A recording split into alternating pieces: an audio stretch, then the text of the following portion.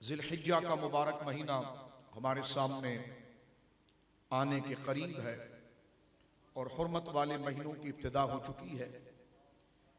शरीयत मुतहरा में इस्लामी माह में महीनों में जो महीने हुर्मत और इज्जत में दिगर महीनों के मुकाबले में बहुत ज़्यादा अहमियत के मुतहम्मिल है, बल्कि ज़माने जाहिलियत से ही, इसी को फोकस करें, इन दोनों को छोड़ दो, इसको फोकस करें। ज़माना जाहिलियत ही से इन महीनों की बड़ी कदर और बड़ी अहमियत रही है। मसलन वो 4 महीने हैं, एक तो रजब का महीना है और तरतीब के एतबार से फिर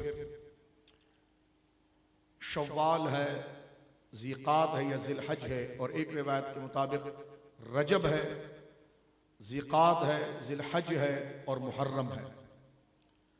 ये हुर्मत वाले महीने हैं जिनको हज का महीना भी कहा जाता है, अय्याम हज और अशहुर हज, हज के महीनों में से। यह महीना हमारी एतकादी और हमारी नजरियाती तरबियत के लिए और अल्लाह की इबादत के लिए हम पैदा हुए हैं।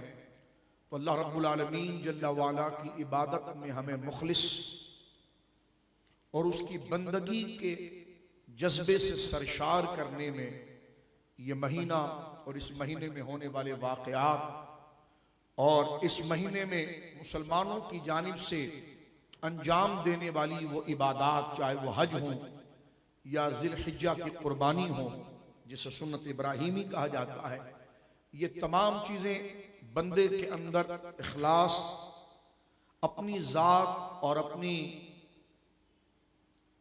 अहमियत और कदर जो अल्लाह रब्बुल आलमीन जल्ला वाला की मरहून और उसकी अता करदा है, इस अज़मत को जानते हुए अल्लाह रब्बुल आलमीन जल्ला वाला की हकीकत, उसी का इरफान, उसी की मोहब्बत, उसी की इताअत, और वो कुरान करीम की आयत के कुल इन्ना सलाती व नुसुकी व महयाया व ममाती लिल्लाहि रब्बिल आलमीन। ए नबी मुकर्रम आप इरशाद फरमा दीजिए, इन्ना सलाती व नुसुकी, मेरी नमाज, मेरी ताज़ीम, मेरी आर्जी, मेरी इनकिसारी, व नुसुकी और मेरी कुर्बानी, व महयाया और मेरी पूरी जिंदगी, व ममाती और मेरा खात्मा और मेरी मौत, लिल्लाहि रब्बिल आलमीन, सिर्फ अल्लाह के लिए है। इंसान की तख्लीक का मकसद भी यही रहा है कि वमा खलक़तुल जिन्ना वल इंसा इल्ला लियअबुदून, हमने इंसान और जिन्नात को पैदा किया अपनी इबादत के लिए कि वो दुनिया में जाए और जो सलाहियतें हमने उसे इल्म की दी है, जो समझ दी है, उसको बरूए कार लाए और हमारी पहचान हासिल करे। जो हमने कायनात बनाई है और अंबिया के जरिए जो हमने हक उस तक पहुंचाया है, और उसकी ज़ात के अंदर हमने जो तमीज़, फितरत, अक्ल, ज़मीर रखा है, उन तमाम को वो बरूए कार लाकर हमारी मारिफत, हमारी पहचान को हासिल करे और अपनी ज़िंदगी को हमारी इताअत, हमारी फरमाबरदारी, हमारे दिए हुए दर्स, हमारी दी हुई हिदायत, हमारे दिए हुई नसीहतों पर वो अमल करे, क्योंकि वो बंदा है, वो गुलाम है, और गुलाम का काम यही है कि वो अपने आका के फरमान पर चूचिरा किए बगैर उसके हुक्म की तामील के सामने सर तस्लीम को खम कर दे, अपने आप को झुका दे और उसी की इताअत, उसी की फरमाबरदारी में अपनी खुशी, अपना इत्मीनान, अपना करार और अपनी हकीकी आज़ादी को वो लिए हुए हो। और ये जो रूहानियत और बातनी तरबियत जो हस्बी रब्बी जल्लल्लाह, कि मेरे लिए अल्लाह काफ़ी है, माफी कल्बी गैरुल्लाह, और मेरे दिल में खुदा के किसी गैर का, उसके मुकाबिल का गुजर नहीं है, ये जुमले जो हम जुबान से अदा करते हैं, और ला इलाहा इल्लल्लाह के अल्लाह के सिवा कोई माबूद नहीं, और माबूद का एक माना इल्म कलाम के अंदर तो ये है कि वो वाजिबुल वजूद हो और वो मुस्तहिक इबादत, वो अल्लाह के सिवा कोई नहीं, लेकिन फिक्र और एहसास में खुदा उसको कहा जाता है। फिक्र और एहसास खुदा उसको कहती है और रब उसको कहती है कि फिक्र और एहसास में रब उस तसव्वुर, उस हकीकत का नाम है कि जिसके आगे अपनी मर्जी ना चले, उसी की मर्जी हो। तो जब ताजीम में फिक्री तौर पर, एहसास के तौर पर, इरफान के तौर पर, तवज्जो में बंदा बातिन से इस कदर वो गोया के आशना हो जाए कि उसकी खुशी खुशी ना रहे, उसकी खुशी वही हो जो मौला की खुशी है, उसकी रिजा वही हो जो मौला की रिजा है। इस हकीकत को जो वो पा लेता है तो उसको कहा जाता है कि हाँ, इसने जुबान से अगर ये कहा है कि मेरा रब अल्लाह है, तो इसके बातिन ने, इसके एहसास ने, इसकी चाहत ने भी इस बात को कबूल किया। और इस वक्त ये बंदा मोमिन हुआ है कि इसकी जुबानी तराने नहीं है, बल्कि दिल भी इस बात की गवाही देता है कि माबूद वही है कि जिसके हुक्म के आगे किसी का हुक्म ना हो, जिसकी मर्जी के आगे किसी की मर्जी ना हो, उसी की मर्जी बंदे की मर्जी हो, उसी की नाराजगी बंदे की नाराजगी हो। तो ये जो एहसास ईमानी दर्जा है, इसको पाने की जो मश्क है, इसकी खूबसूरत नजीर जहां नमाज है वहीं कुर्बानी है, वहीं हज है। हम तो बस एक इसी फॉर्मेलिटी पूरी कर लेते हैं कि बस 2 चादर हमने पहन ली और मिना पहुंच गए, लेकिन उसके पीछे जो स्पिरिचुअल, जो सबक, जो रूहानियत है, उससे अक्सर हम गाफिल हो जाते हैं। इसलिए इबादत का ज़ौक़ और शौक़, वो इसार, वो कुर्बानी, वो अल्लाह के अहकाम के सामने बगैर चूं चिरा के, तबीयत की थकन और मामलात को बरूए कार लाए बगैर, उसके अहकाम के सामने अपनी तवज्जो को और अपनी सर को झुका देना, ये कैफियत हम जब पा सकते हैं कि जब हम उन लोगों के हालात को कुरान मजीद से और सुन्नत से समझें कि जिन्होंने ईमान के कलमे के साथ साथ बातिन और नीयत और एहसास में उस वफादारी के जज्बे को पाया। और इस मौजूदा सूरत हाल के अंदर वो अजीम हस्ती हजरत सैयदना इब्राहीम अला खलीलुल्लाह अला नबीना, हजरत इब्राहीम खलीलुल्लाह अला नबीना अलैहिस्सलाम की ज़ात गिरामी है, जो अल्लाह के खलील हैं और अल्लाह के महबूब हैं। कुर्बानी हो या रोजा हो, ये उनकी यादगार है। कुर्बानी हो या हज हो, ये उनकी यादगार है। हज पूरा हजरत इब्राहीम की यादगार है। लिबास भी वैसा है, बोली भी वैसी है। जहां वो ठहरे वहां ठहरना पड़ा, जो बात उन्होंने जहां पर की वो करनी पड़ी। जिस तरीके से उन्होंने अगर जमीन से कंकर उठाकर फेंके हैं, तो उसी तरह आज हजारों साल गुजर गए हैं, लेकिन वो अमल के पीछे जो उनकी अल्लाह के साथ मोहब्बत थी, वो अल्लाह की बारगाह में इतनी मकबूल हुई कि अल्लाह ने क़यामत तक लोगों को कहा कि अगर तुम मेरा फरमान बरदार बनना चाहते हो तो फिर मुझे माबूद कहो, लेकिन अंदाज और कैफियत वो इख्तियार करो जो मेरे बंदे इब्राहीम ने मिना के अंदर इख्तियार की थी। वो जज्बा तुम्हारे लिए उस अमल के साथ मौजूद हो। इसलिए कुरान मजीद ने यह बात भी जिक्र किया, मैं बात अर्ज कर देना चाहता हूं आगे जल्दी से, कि कहा कि कुछ लोगों ने अपनी ख्वाहिश को खुदा बनाया है, जिसको अक्सर हम अपनी तरबियत के लिए जिक्र करते हैं। ख्वाहिश को, अपनी मर्जी को, अपनी इंटेंशन को, अपनी विल को उन्होंने खुदा बना लिया। ये क्या मतलब है खुदा बना लिया? मतलब यही है जो अभी जिक्र किया गया कि खुदा रब अल्लाह अज़्ज़ा इस्मुहु, एक तो इस चीज को हम डिफाइन करते हैं, इसकी तारीफ करते हैं इल्म कलाम के हवाले से, लेकिन एक एहसास में तसव्वुफ के अंदर खुदा की तारीफ ये है जिसकी सुनी जाए, जिसकी मानी जाए।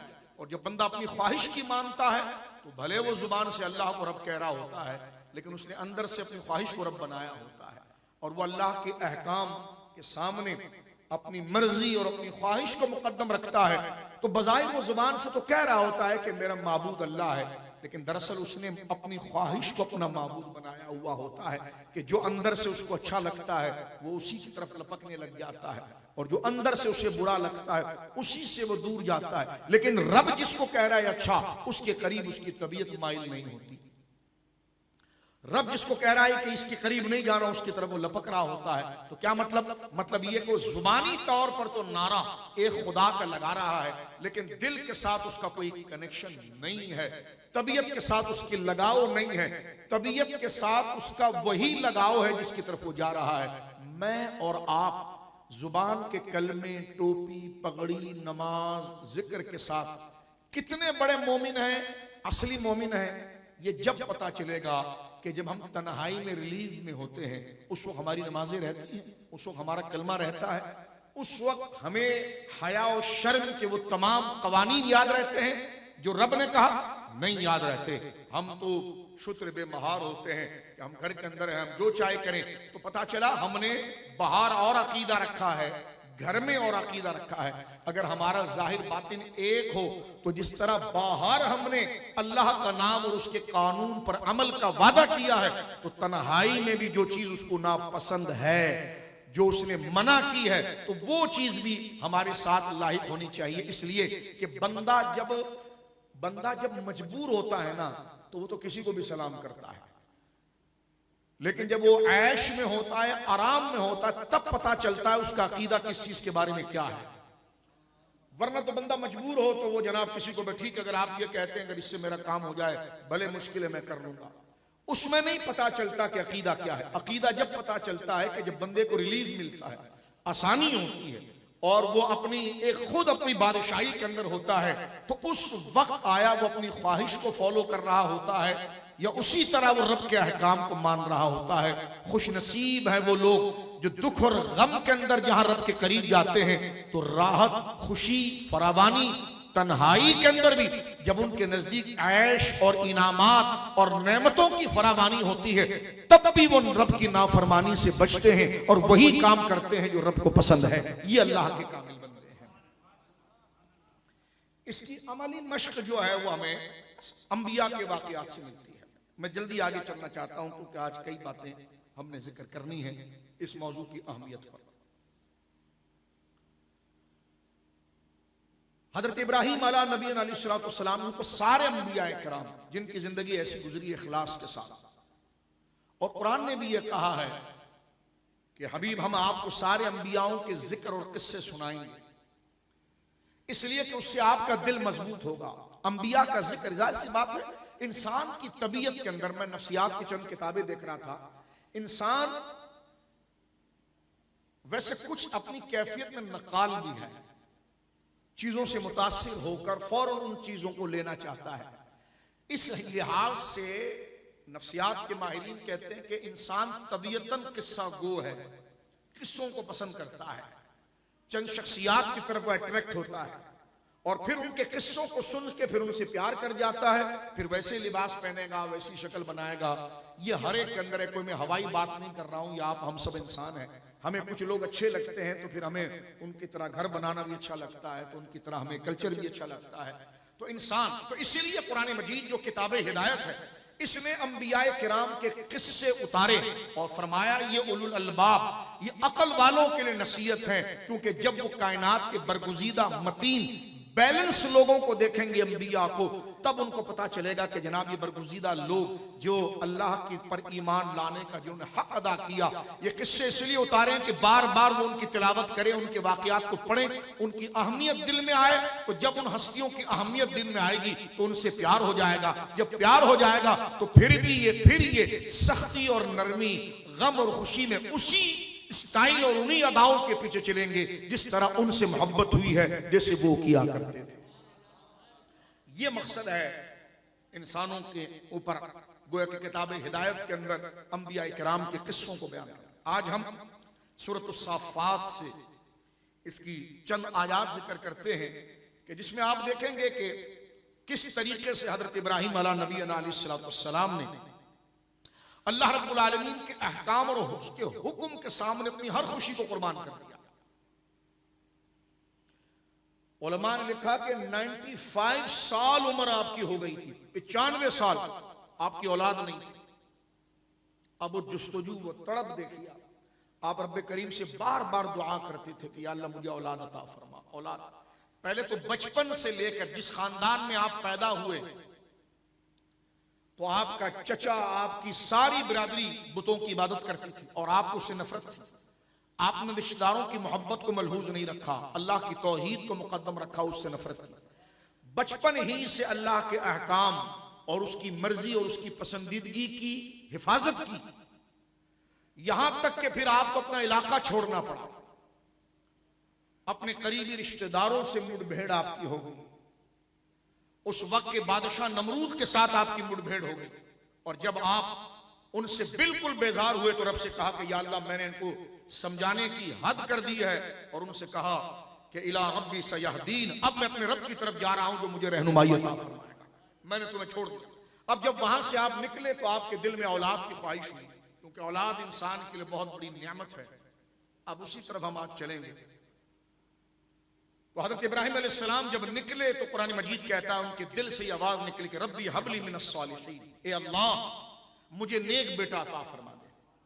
अब ये 95 साल आपकी उम्र है और आपने ये यानी पैदाइश से लेकर 95 साल 95 साल आपने अल्लाह की तौहीद की पर पहरा देते हुए मुशरिकीन से, वो आपके खूनी रिश्तेदार, लेकिन आपने अल्लाह के कानून को मुकद्दम रखकर उनकी किसी गलत बात की पैरवी नहीं की, अल्लाह की पैरवी की। और यहां तक कि जब आप उम्र के इस बिहाने पर पहुंच गए, खुद आपकी जिंदगी की एक स्ट्रगल, अल्लाह अकबर, जो कुरान करीम ने हर जगह पर बयान किया है।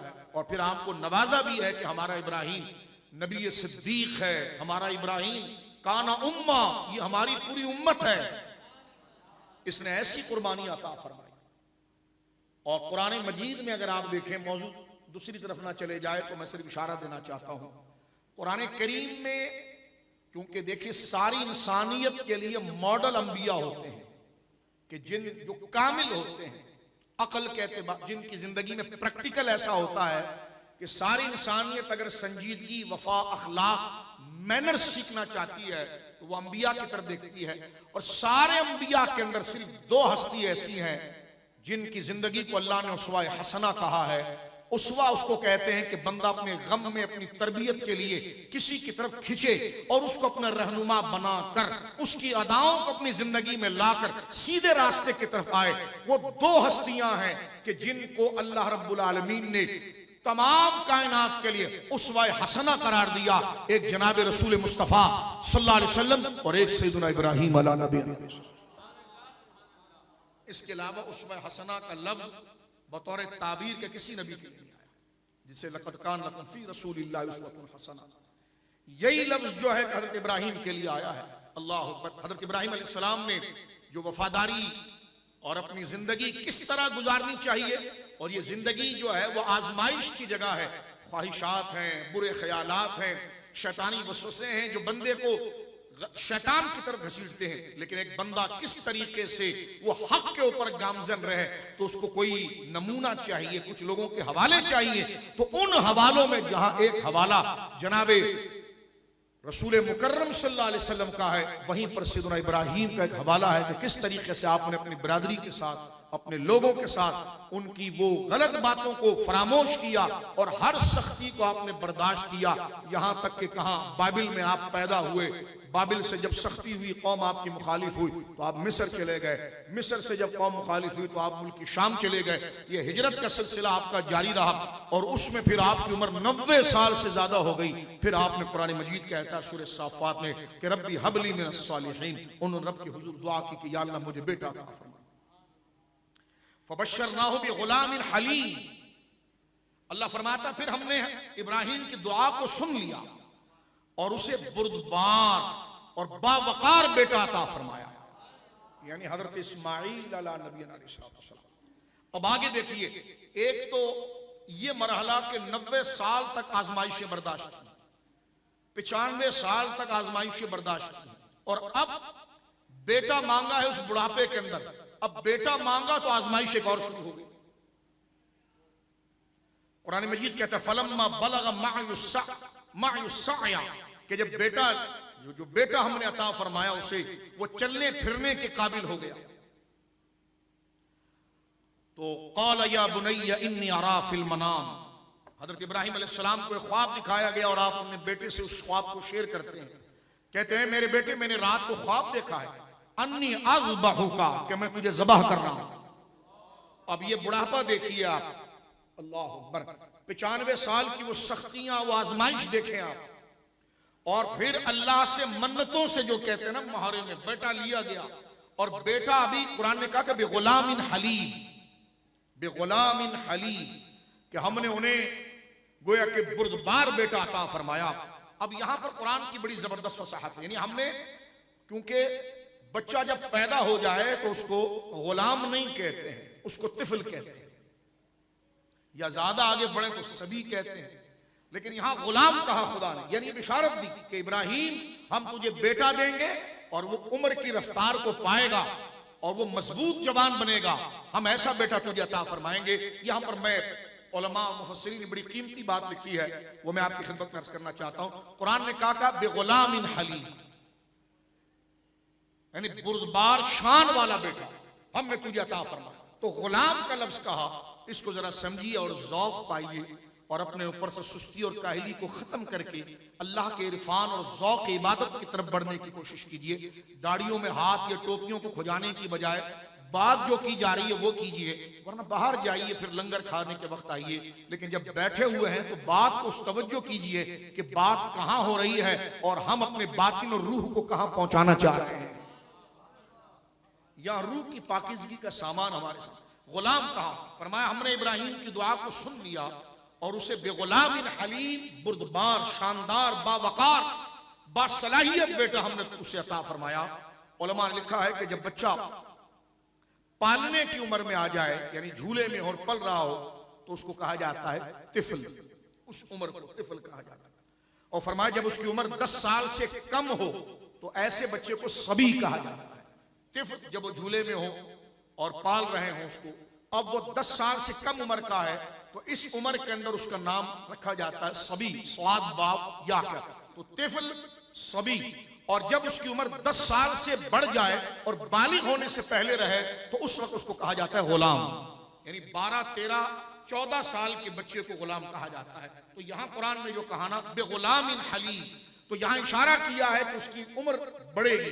तो जिस तरह अब आप देखिए ये अरबी फसाहत है कि जैसे उम्र बढ़ती है तो उस एतबार से उसके नाम बढ़ते हैं। तो पालने वाला बच्चा उसको तिफल कहते हैं, 10 साल से कम हो तो उसको सभी कहते हैं। 10 साल से उम्र बढ़ जाए और बुलूगियत से पहले, बालिग होने से पहले की उसकी उम्र है 11 साल की, 12 साल की, 13 साल की, 14 साल की, तो उस उम्र की बच्चे को गुलाम कहा जाता है। और वो बालिग हो जाए तो बुलूगियत से लेकर 20 साल, यानी जब वो बालिग हो जाए तो उसको शाबुन कहा जाता है, नौजवान, शाबुन, शीन हमजा बा के साथ शाबुन।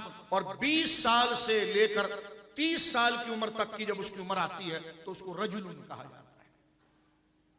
और फिर 30 साल से लेकर 40 साल की जो उसकी उम्र आती है तो उसको कुहूल कहा जाता है, अधेड़ उम्र उसको कहते हैं कुहूल। और फिर 40 साल से लेकर 60 साल की उम्र में उसको शेख कहा जाता है। और फिर 60 साल से लेकर 70 साल की उम्र तक जब बंदा पहुंचता है तो उसको शेख फानी कहा जाता है। तो ये तरतीब के साथ उसके उम्र के हवाले से शरीयत के अहकामात की तकसीम होती है, उसका तारुफ होता है।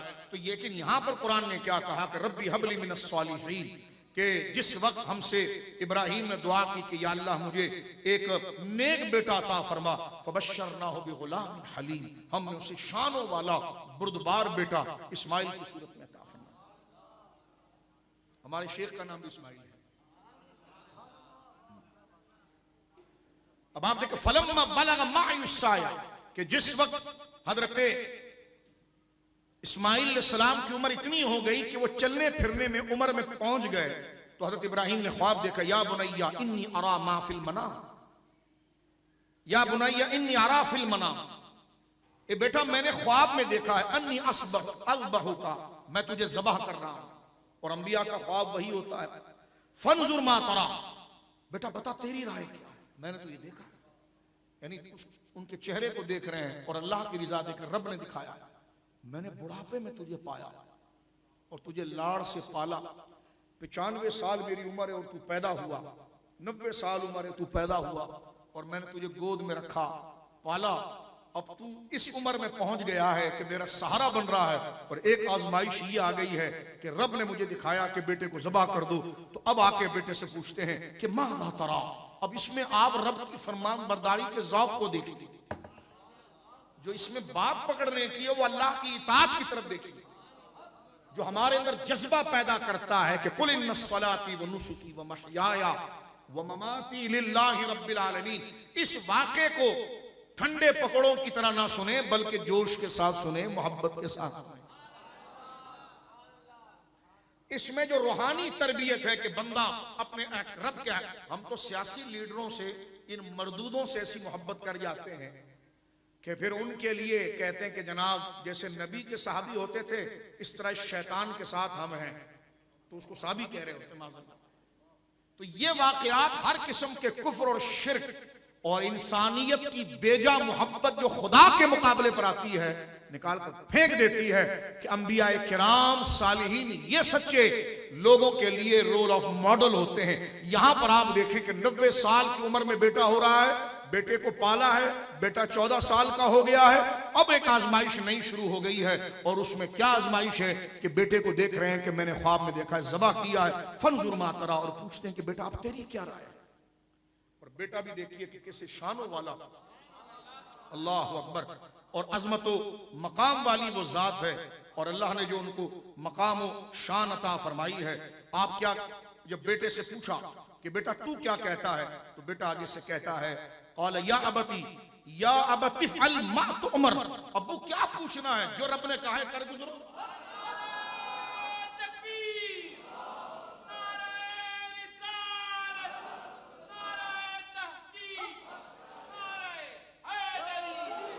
इकबाल ने यहां पर कहा, इकबाल ने कहा यह फैजान नजर था या कि मकतब की करामत थी, सिखाए किसने इस्माइल को आदाब फर्जंदी। यानी आप देखिए कि आप क्या इरशाद फरमा रहे उस उम्र में कि नहीं, बल्कि कहते हैं कि अब्बा जो आप कह रहे, यहां पर तरबियत औलाद का भी पहलू आता है कि बेटा शरीयत में कैसा हो और बाप तरबियत में कैसा हो।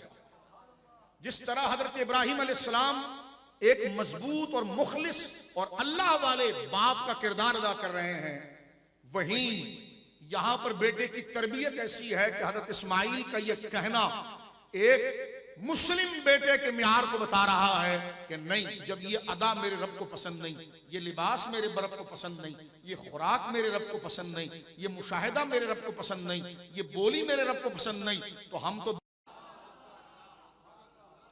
ये इंशाअल्लाह देखिए कितना नफीस बनाता है।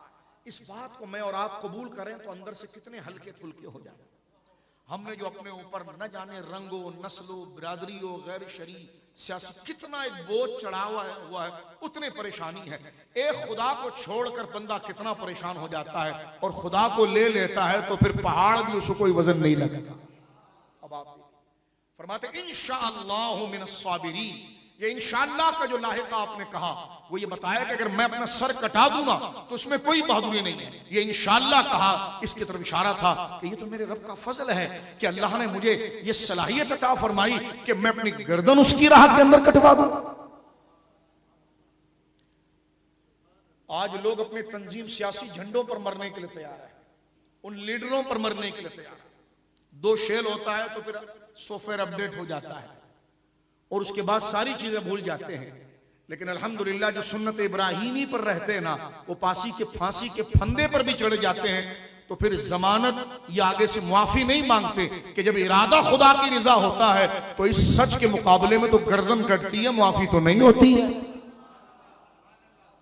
तो लिबरल कमीनों और अमेरिका के पैसों पर पलने वालों और बरतानिया के पैसे पर पलने वालों, पीरों और लिबरलों, तुम्हें पता ही नहीं है कि दीन पर चला कैसे जाता है। तुम तो हालात देखते हो, पाकिस्तान आते हो तो खत्म नबूवत कॉन्फ्रेंस, उधर जाते हो तो तक़िय्यबाज़ चुप। मैंने कहा जो खुदा का बंदा होता है उसके नजदीक कोई चीज हैसियत नहीं रखती, अल्लाह का निजाम हैसियत रखता है। हमने जुमे में भी इस बात को अपने और आपकी तरबियत के लिए ये बात की। कहते कि जी हम वजीर आला साहब के पास जाएंगे, और जाएंगे इसलिए कि वो हमें मदरसे की जमीन दे। मैंने कहा खुद उन्होंने जाकर जो मंदिर में पूजा की है और जो बुत को सजदा किया या आगे प्लेट चलाई है, मैंने कहा पीर साहब उसका कोई हुक्म होगा, क्योंकि तेरे जुब्बे कुब्बे की वजह ही अल्लाह की मोहब्बत थी, तो उसको छोड़कर तू कौन सा मदरसा बना रहा है? मदरसा नहीं बना रहा, तू जागीर बना रहा है, क्योंकि जो मदरसे में पढ़ाएगा तू उसको ही नाफिज अपने ऊपर नहीं कर रहा। तो खुदा ने तुझे मदरसा बनाने तो नहीं कहा था, खुदा ने तुझे खुद कामिल मोमिन बनने कहा। तवज्जो है, वीडियोस घूम रही है ना, लेकिन मजाल है कि कोई मौलवी उस पर बात करे जुमे के दिन। लेकिन कुर्बानी वो 4 लाख का जानवर, 5 लाख के जानवर पर, तो मैंने कहा ये जानवर 4-5 लाख का लाकर पालना, खिलाना, मोहब्बत करना, फिर जबाह करना, इसके पीछे लॉजिक क्या थी? इसके पीछे लॉजिक और मर्जी ये थी कि अपने शौक को अल्लाह के आगे झुका देना। तो पीर साहब, कुर्बानी का मतलब सिर्फ गर्दन काटना नहीं है, अपनी ख्वाहिश को रब की रिजा के सामने काटना है। फिर चाहे आप 50 लाख का जानवर लेकर आए, लेकिन जब रब की रिजा के पीछे अपनी ख्वाहिश को खत्म करने की उम्मीद ना हो तो लोगों को गोश्त तो मिल जाएगा लेकिन वो रूह नहीं मिलेगी, जिसको तरबियत के तौर पर ये प्रैक्टिकल कुर्बानी के तौर पर कराया जा रहा है। इसके पीछे यह था कि जिस तरह इस जानवर को तूने पालकर रब के नाम पर ज़बह किया है, अगर वाकई में उसकी बोटी तुझे नहीं खानी थी बल्कि रब के लिए किया है तो ये अदा फिर तुझे पूरे साल याद रखनी चाहिए। इसी तरह तू अपने झूठ पर छुरी फेर, जिना पर छुरी फेर, धोखे पर छुरी फेर, और बंदा देखकर जो तू गिराक बनाता है उस पर छुरी फेंक, और जालिमों फिरौनों के सामने तू झुक जाता है, गरीबों के आगे गर्दन उठाता है, इस रऊनत और तकब्बुर के आगे छुरी फेर। जब तूने ये गलीज हरकत के आगे छुरी फेरी तो तूने सस्ता बकरा भी काटा होना तो वो लाखों के बैल से ज्यादा कीमती होगा। नहीं कटती तो अपनी अना नहीं कटती। जिस मकसद की वो तरबियत है, ये सुन लिया, जिस मकसद के लिए वो तरबियत है। अपनी मोहब्बत पीर नहीं सिखाता, अल्लाह के नहीं सिखाता, अपनी सिखाता। अल्लाह के खिलाफ कुछ हो जाए तो कुछ भी नहीं हो तो दो चार जुमले इनके खिलाफ। अभी डब्बे पीरों की मैं बात कर, अभी जो मैं बात कर रहा हूं इनके पीर मुरीद मचल रहे होंगे मेरे लिए कि कहां इसको पकड़ लें। मैंने कहा सिर्फ मैं तुम्हें जज्बा याद दिला रहा था कि जिससे तुमने मोहब्बत की है उसकी तौहीन तुमसे बर्दाश्त नहीं हो रही है, और इब्राहीम के तरीके को देखकर जिससे हमने प्यार किया है उसका शिर्क हमसे बर्दाश्त नहीं। ये बात समझने की है, वरना कुर्बानी का फायदा क्या है? क्या है उसके पीछे? उसके पीछे ये है कि तू अमर बिल मारूफ और नहीं मुनकर में इस कदर हो जा कि सबको कहे कि इताअत होगी, लेकिन रब को की नाराज करके नहीं होगी। रब को नाराज करके बंदे को खुश नहीं किया जाता।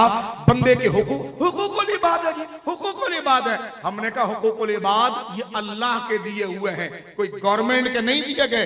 ये करना भी अल्लाह के लिए है। खुदा के हराम काम करने के बाद फिर कोई हुकूकुल इबाद नहीं रहता। अगला कहता है जी इसको शराब पिला दो क्योंकि इसका भी हक है, तो शराब किसी को पिलाना ये हुकूकुल इबाद है? नहीं, क्योंकि शराब हराम है। किसी को जनाब जो है कि वो चोरी का प्लाट दे देना, चाइना कटिंग कर देना, कि लोगों का गरीबों का हक है, तो इसको हक नहीं कहते। खुदा के हराम का इर्तिकाब करके नेकी का कोई तस्वुर नहीं होता। नेकी वो होती है कि जिसमें खुदा की मर्जी को रखा जाए। ये अजीब बनाया गया कि जनाब चोरी के बकरे लाए हो भाई के सदका हो रहा है।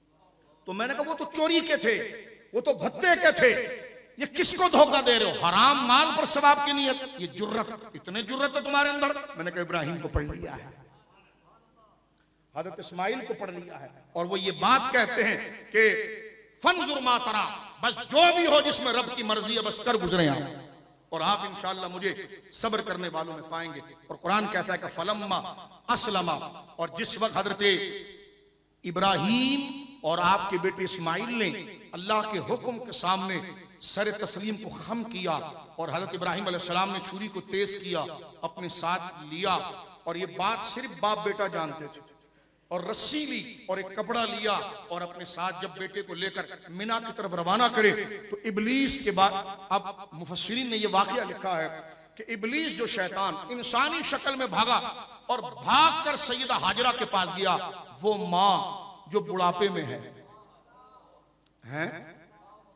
और इस बुढ़ापे में बेटा हुआ है जो रो रो के सजदों में जाकर रब से मांगा गया है। इब्लीस फौरन पहुंचा। इस हकीकत के पीछे जो मेरे और आपके लिए पैगाम उस तक में और आप पहुंचे। हम अपने घर को यहां पर लेकर आए, अपने आप को यहां पर लेकर आए। जरा तवज्जो कीजिए इस बात की तरफ। अल्लाह अकबर। उस वक्त इब्लीस हजरत सैयदा हाजरा के पास गया इंसानी शक्ल के अंदर, और दरवाजे से कहने लगा कहां है तुम्हारे शौहर? कहा वो बेटे को लेकर गए हैं। कहा कहां लेकर गए हैं? का बस बेटे को ऐसी सैर करा रहे। कहा नहीं नहीं ऐसा कुछ भी नहीं है, वो तेरे बेटे को ज़बाह करने ले गया है। सैयदा हाजरा घर में मौजूद थी। उन्होंने कहा तेरा दिमाग चल गया है, कोई बाप अपने बेटे को ज़बाह करता है? तो अब शैतान ने तो पहला हमला कर दिया था कि सैयदा पाक जो है सैयदा हाजरा वो चीख पड़ेंगी, तो उन्होंने तो आगे से जवाब दिया तू दीवाना और पागल है, बाप कभी अपने बेटे को ज़बाह करता है? तो उसको सच बोलना पड़ा। उसने कहा बात यह है कि इब्राहिम के रब ने कहा है कि बेटे को ज़बाह कर। तो सैयदा ने सर उठाकर फरमाया अल्लाह ने कहा है, तो फिर इब्राहिम ठीक कर रहा है।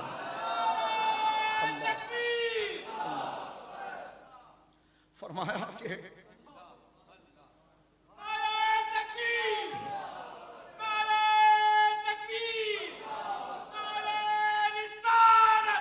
फरमाया ये अब उसने दूसरा वार के पहले वार उसने ये किया, जरा तवज्जो की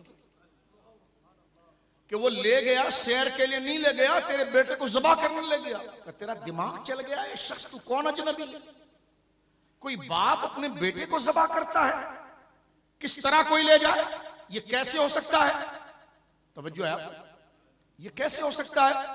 तो फिर इब्लीस ने आगे की बात की, उसने कहा उसके रब ने कहा, इब्राहिम के रब ने ख्वाब में इब्राहिम को दिखाया है कि अपने बेटे को ज़बह कर। सैयदा पाक ने सर उठाकर दरवाजे की तरफ देख के फरमा दफा हो जा।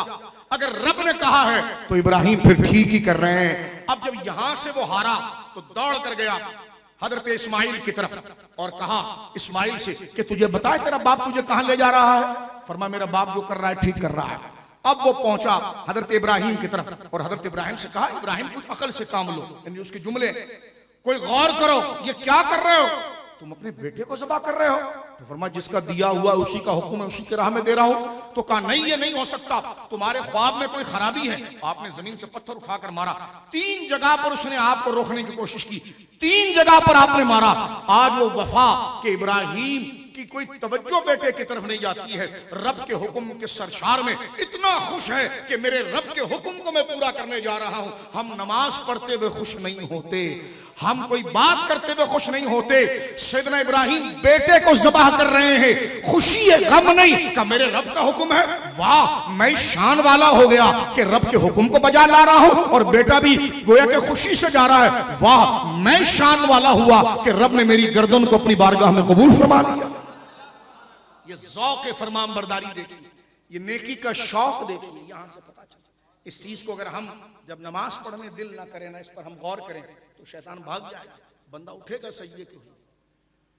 अब आप देखिए कि 3 जगह पर हजरत इब्राहिम अलैहिस्सलाम ने जमीन से पत्थर उठाकर उसको मारा और आज वो अदा ऐसी दायमी हुई, वो अमल, वो शौक, वो इश्क आज मिना में नजर आता है कि जिस वक्त हाजी मिना में पहुंचता है और वो बिल एहराम की हालत के अंदर 3 जगह पर के 3 जमरा शैतान के वो 3 निशानात मौजूद है। छोटा शैतान जिसको कहते हैं, दरमियाना, मंजला और बड़ा, ये 3 जगह वो हाजी जाकर पत्थर मारता है। अल्लाह अकबर, यानी खुदा की मोहब्बत देखिए इब्राहिम से। फरमाया इब्राहिम तूने तो आज वो किसका काम करके दिखाया है कि शैतान तो तेरे सामने आज खड़ा है, बाद में खड़ा हो या ना खड़ा हो, लेकिन तेरी अदा को हम जिंदा रखेंगे और ये बताना चाहेंगे कयामत तक अपने मुवहिद बंदों को जो हम हमारे तालिब हैं, उनको हम कहेंगे कि तुम बच्चे को तो ज़बह नहीं कर सकते, आओ इब्राहिम की सुन्नत पर जानवर ज़बह करो। और तुम शैतान को तो पत्थर नहीं मार सकते, लेकिन जहां खड़े होकर इब्राहिम ने कंकर मारा था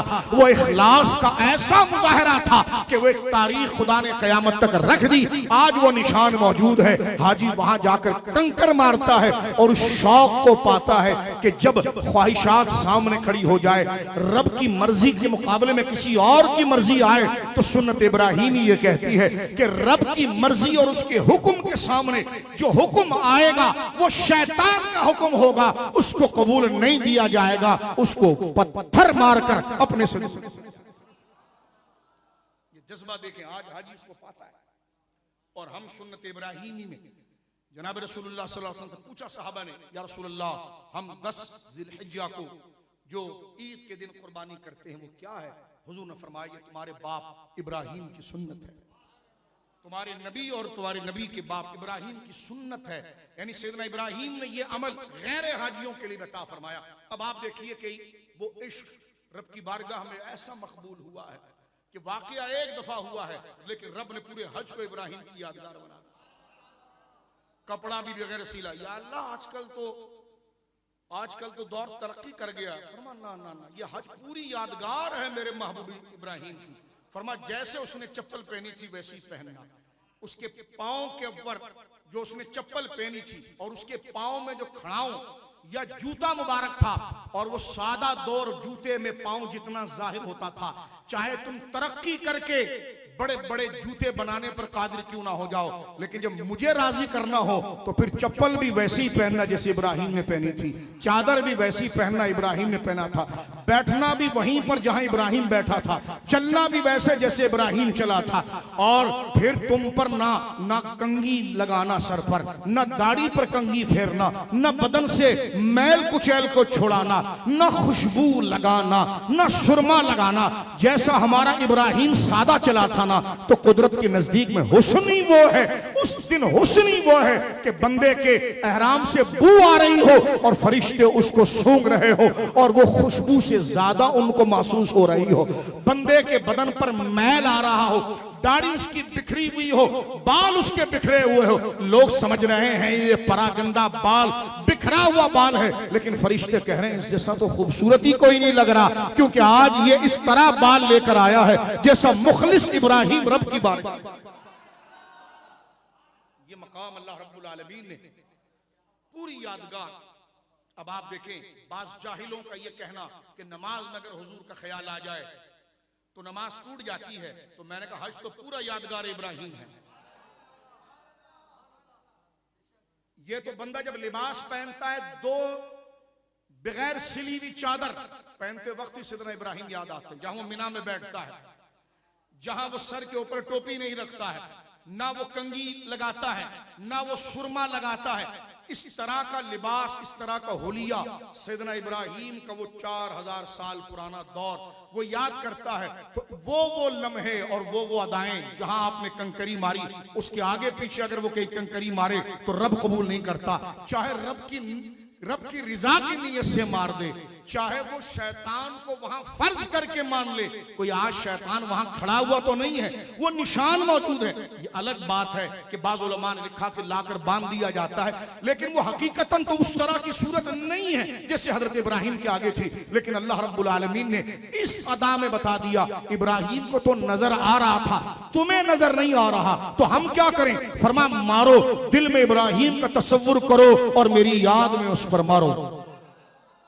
आप देखें, पता चला कि हज की मकबूलियत मोहब्बत इब्राहिम से है। तो ये कहना कि जनाब जहां इबादतों के अंदर अल्लाह वालों की याद आ जाए तो नमाज टूट जाती है, मैंने कहा तुफ है तुम्हारी नमाजों के ऊपर कि जो अल्लाह वालों की यादों से अल-अयाज़ु बिल्लाह टूट जाती है। यहाँ तो सारी इबादतें जो हैं वो अल्लाह वालों की याद ही से है। जहां से हुजूर ने तवाफ शुरू करा, बंदा वहीं से तवाफ शुरू करे। नमाजों के अंदर उनका अल्लाहुम्मा सल्ली अला मौलाना अल्लाहुम्मा सल्ली अला मुहम्मदिन व अला आलि मुहम्मदिन कमा सल्लैता अला इब्राहीम। तो बंदा जब इब्राहिम पढ़ेगा यहाँ पर व अला आलि इब्राहीम इन्नका हमीदुम मजीद, अल्लाहुम्मा बारिक अला मुहम्मद सल्लल्लाहु अलैहि वसल्लम वो आले मोहम्मद। तो जब आले मोहम्मद कहेगा और जनाब सैयद आलम का नाम मोहम्मद लेगा सल्लल्लाहु अलैहि वसल्लम, सैयदना इब्राहिम का नाम लेगा, आपकी औलाद का नाम लेगा, तो ये नाम फर्जी लेगा, हिकायतन लेगा या इंशाअन लेगा? यानी ये बोलेगा कि हुजूर ने कहा था? नहीं, अपनी नियत से कहेगा कि मैं दुरूद भेज रहा हूं, मैं दुरूद भेज रहा हूं सैयदना इब्राहिम पर। तो जब उनको नमाज में सलाम कर रहा होगा कि सलाम हो मोहम्मद अरबी पर अलैहिस्सलाम, सलाम हो उनकी आल पर, सलाम हो इब्राहिम पर, सलाम हो आले इब्राहिम पर, तो ये खामो ख्याल में होगा, दिल में कोई तसव्वुर नहीं होगा, ये गुस्ताखी में होगा, ये अदब में होगा, अदब में होगा। तो ये कहना कि नमाज में अगर अल्लाह वालों का ख्याल अदब में आए तो नमाज टूट जाती है, मैंने कहा दुरूद का ख्याल नमाज के बाहर आए तो बंदा इश्क में मचल जाता है। जहां खुदा के सामने नमाज में बैठे तो वहां दुरूद की लज्जत और मोहब्बत तो अपने परवान पर होती है। तो ये अजीब शरीयत है जनाब। मैंने कहा चलो जूता पूरा पहन लो, लेकिन शरीयत इजाजत नहीं, कोई मुफ्ती इजाजत नहीं दे सकता। पाँव की हड्डियां जितनी खुली हैं उतनी खुली रख। क्यों? इब्राहिम ने इतनी खोली थी। उनके जूते थे ऐसे कि जिसमें आगे से पाँव नजर आता था। तो चलो उस दौर में नहीं पहने थे, आज दौर की जरूरत है, आज पहन ले। फरमाया नहीं, ihराम में ये है, अगर इसको पाबंदी नहीं करोगे तो दम तुम पर वाजिब होगा। यानी एक लंबा अरसा अगर तुमने उसी तरह तुमने रखा और उसको तुमने छोड़ा, ये वाजिबात में से है। तो आप अंदाजा लगाइए अल्लाह रब्बुल आलमीन की बारगाह में आपका अमल इस कदर मकबूल हुआ। और जिस वक्त आपने और हजरत सैयदना इस्माइल ने इस पर रिजा फरमाई तो कुरान कहता है वतल्लहु लिल जबीन। और हजरत इब्राहिम अलैहिस्सलाम ने हजरत इस्माइल ने यह कहा अपने वालिद से कि अब्बा हुजूर ये कपड़ा जो है ना वो अपनी आंख पर बांध लीजिए और आप महसूस ना फरमाइए मेरी ये जो रस्सी है ना इससे मेरी टांगें बांधें आप और मेरे हाथ बांधे, क्योंकि ऐसा भी हो सकता है कि मैं काबू ना रख पाऊं और मेरा बदन, अल्लाह अकबर, मेरा बदन, अपने बच्चों पर महसूस करें आप, मेरा बदन बेकाबू हो जाए और मैं हाथ पांव मारूं और मेरे खून के छींटे आपकी तरफ आ जाएं या गर्द उड़ जाए, तो अब्बा हुजूर ये भी रब को पसंद ना हो, तो मेरी टांगें जरा मजबूत बांधिए और मेरे हाथ को मजबूत बांधिए और आप मेरा चेहरा जो है वो अपनी तरफ मत कीजिएगा, मेरे चेहरे को जमीन की तरफ कीजिए और यहां से छुरी चलाइएगा और आंखों को बंद करें। और ये का कुरान कहता है वतल्लहु लिलजबीन, जिस वक्त इब्राहिम ने हजरत इस्माइल को पेशानी की बल लिटा दिया और जब छुरी आपने चला दी वहां से कुदरत ने आवाज लगाई, वो नादैनाहु या इब्राहिम कद सदक़त रुया, ए इब्राहिम रुक जा, तूने अपने ख्वाब को पूरा कर दिया, पूरा कर दिया। फरमा कद सद्दक़त रुया, ए इब्राहिम तूने अपने ख्वाब को पूरा कर दिया, इन्ना कज़ालिका नज्ज़िल मुहसिनीन, और बेशक हम नेकी करने वालों को इसी तरह का सिला अता फरमाते हैं। हजरत इस्माइल को हटा दिया वहां से और रब्बे करीम ने जिब्रील अमीन को भेजा और जिब्रील अमीन ने एक दुम्बा पेश कर दिया, छुरी दुम्बी पर चल गई। आपने दुम्बे की नीयत नहीं की थी, नीयत बेटे की थी, लेकिन कुदरत ने देखा और फरमाया इब्राहिम को हर कुछ कर चुका। जिस वक्त आपने बच्चे को पेशानी के बल लिटाकर छुरी को खींचा एक तरफ, तो कुरान कहता नादैनाहु या इब्राहिम, हमने इब्राहिम को आवाज दी और निदा की, ए इब्राहिम कद सद्दक़त रुया, तूने अपने ख्वाब को सच्चा किया। हजरत इब्राहिम ने जब देखा तो हजरत इस्माइल वहां खड़े थे और आपकी छुरी दुम्बे के ऊपर चल गई। तो अब आप देखिए इसमें इखलास देखिए, आप जो करना थी वो आपने कर गुजरी, इखलास का वो दर्जा अता फरमा दिया। अल्लाह रब्बुल आलमीन जल्ला वाला आगे इरशाद फरमाता है फदैनाहु बिज़ब्हिन अज़ीम, इसके बदले में हमने एक बहुत बड़ा ज़बीहा दिया उसकी कुर्बानी के लिए, बहुत बड़ा ज़बीहा हमने उसकी कुर्बानी के लिए अता फरमाया। यहां पर रब्बे करीम ने ये करके यूं समझ लीजिए कि उसकी वजह एक उलमा ने बड़ी प्यारी बात की है, क्योंकि नबी पाक ने मबूस होना था और नबी पाक सल्लल्लाहु अलैहि वसल्लम उस वक्त हजरत इस्माइल की पुष्ट में है और आप ही आपके जद्दे आला हैं, तो रब ने अपने मुस्तफा की हिफाजत के लिए हजरत इस्माइल को हटाया है और वहां दुम्बा पेश किया। गोया कि अगर ये ज़बा हो जाते तो हर बाप अपने बच्चे को ज़बह करता, लेकिन ये नूरे मुस्तफा की करामत थी कि जिसने बंदों को इस आजमाइश से बचाया। ये नूरे मुस्तफा की, इसलिए नबी पाक सल्लल्लाहु अलैहि वसल्लम एक इरशाद फरमाते थे कि अना इब्नु ज़बीहतैन, मैं दो ज़बीहों का बेटा हूं। सरकार दो आलम सल्लल्लाहु अलैहि वसल्लम ये भी इरशाद फरमाया कि अना इब्नु ज़बीहतैन, मैं दो ज़बीहों, यानी दो, अना इब्नु ज़बीहतैन, मैं दो ज़बीहों का बेटा हूं, यानी मैं वो हूं कि मेरे दो बापों को ज़बह किया गया, एक हजरत इस्माइल, और इसके बारे में मुस्तदरक के अंदर मौजूद है कि हजरत सैयदना अब्दुल मुत्तलिब रज़ी अल्लाह ताला ने जब जमजम मिट्टी के अंदर छुप गया था और आप उसको खोद कर तलाश कर रहे थे और जमजम का पानी नहीं मिल रहा था, तो आपने नजर मानी कि या अल्लाह मुझे वो जमजम का कुआं जो हमारे दादा इब्राहिम और इस्माइल की यादगार है, और मक्का में पानी की जरूरत भी थी, और सबसे बड़ी बात कि जमजम इसलिए मोतबर था, एक तो पानी का चश्मा, दूसरा यादगार इब्राहिम और इस्माइल था, और अल्लाह रब्बुल आलमीन की कुदरत का मुजाहरा था। सरकार के दादा जान हजरत सैयदना अब्दुल मुत्तलिब रज़ी अल्लाह अन्हु ने ढूंढा और कई लोगों ने ढूंढा, तो जब वो नहीं मिला तो आपने मन्नत मानी, या अल्लाह अगर मुझे वो कुआं मिल गया और मैं खोदने में कामयाब हो गया तो हम अपने बेटों में से, मैं 10 बेटे हैं, उनमें कुर्रा डालूंगा, जिसके नाम का कुर्रा निकलेगा उसको तेरी राम में ज़बह कर दूंगा। कहते कि जनाब वो मिल गया, जब मिला तो जब कुर्रा डाला तो सबसे चहीते बेटे, वो तारीख दोबारा दोहराई जा रही है, सबसे चहीते बेटे हजरत अब्दुल्ला सरकार के वालिद, उनका कुर्रा निकला। अब जब कुर्रा निकला तो आपके हजरत सैयदना अब्दुल्ला के ननियाल ने शोर डाला, फरमाया कि अब्दुल्ला कैसे ज़बह हो सकता है, इसके लिए आप फिदिया दीजिए और कुछ बदला दीजिए।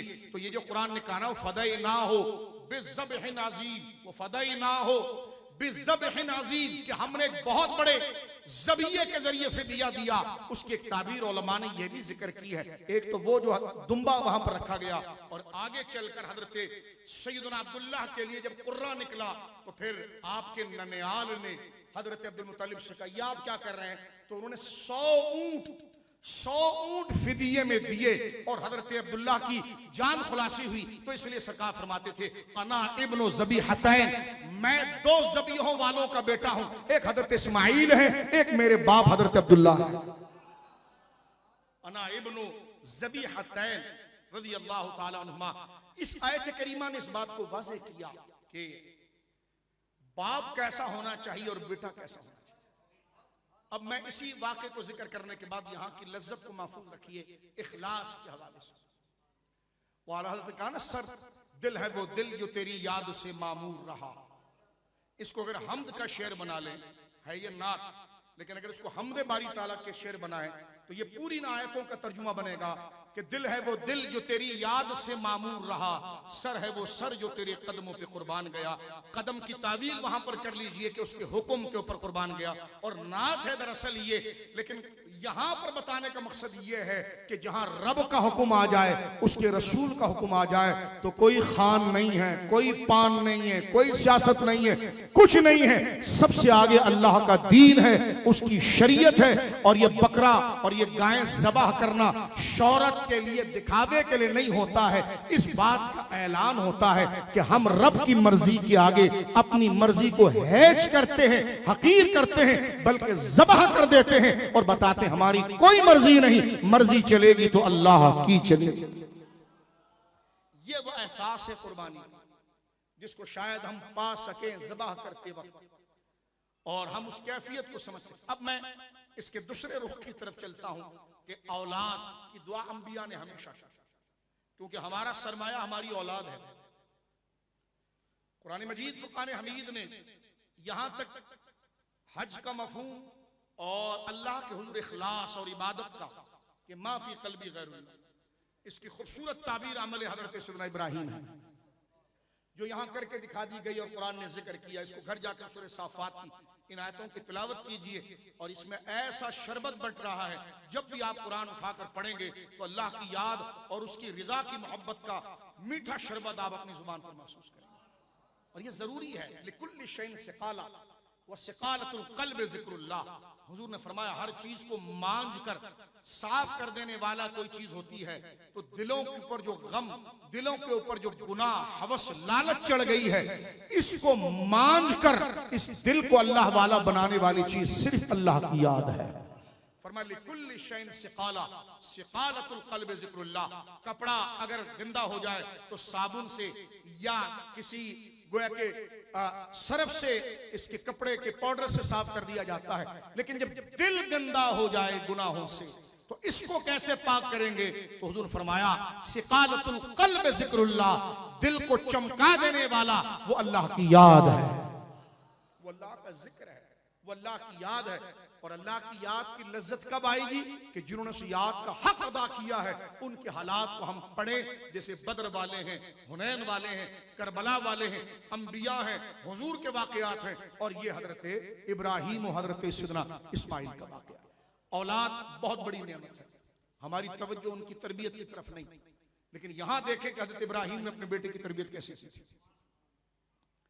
मैं इसको आगे बढ़ने से पहले आपकी खिदमत में अर्ज कर देना चाहता हूं, कोई ये ना समझे कि जनाब ये कोई जज्बाती बात है। कुरान करीम में एक नहीं मेरे बुजुर्गों दोस्तों, कई आयात हैं, अंबिया इकराम ने खुद उम्मीदें की रब से कि अल्लाह हमें औलाद अता फरमा। जिस तरह भी आप देखें, आपने सूरह साफात से मैंने और आपने सुना कि हजरत इब्राहीम ने किस तरीके से उस बुढ़ापे के अंदर आपने रब से दुआ की थी कि या अल्लाह मुझे बेटा अता फरमा। इसी तरह सूरह साफात की आयत में अल्लाह रब्बुल आलमीन जल्ला वाला ने इरशाद फरमाया, अल्लाह से अर्ज की थी, अपनी आंखें आपकी आंसुओं से नम थी, और रब के हुजूर कहते कि रब्बी हबली मिनस सालिहीन फबश्शरनाहु बिगुलामिन हलीम। हजरत इब्राहीम अलैहिस्सलाम की आंखों में आंसू थे औलाद की मोहब्बत के लिए, और आपने कहा या अल्लाह मुझे नेक बेटा अता फरमा। तो अल्लाह ने फरमाया हमने तुझे हलीम बेटा अता फरमा, हिल्म वाला बेटा, बुर्दबार शान वाला बेटा अता फरमा। हजरत इब्राहीम की जिंदगी की मुशक्कत आप देखिए, स्ट्रगल देखिए, हम क्या मुंह लेकर कब्र में जाएंगे, क्या करेंगे, इन बातों को समझने की जरूरत है।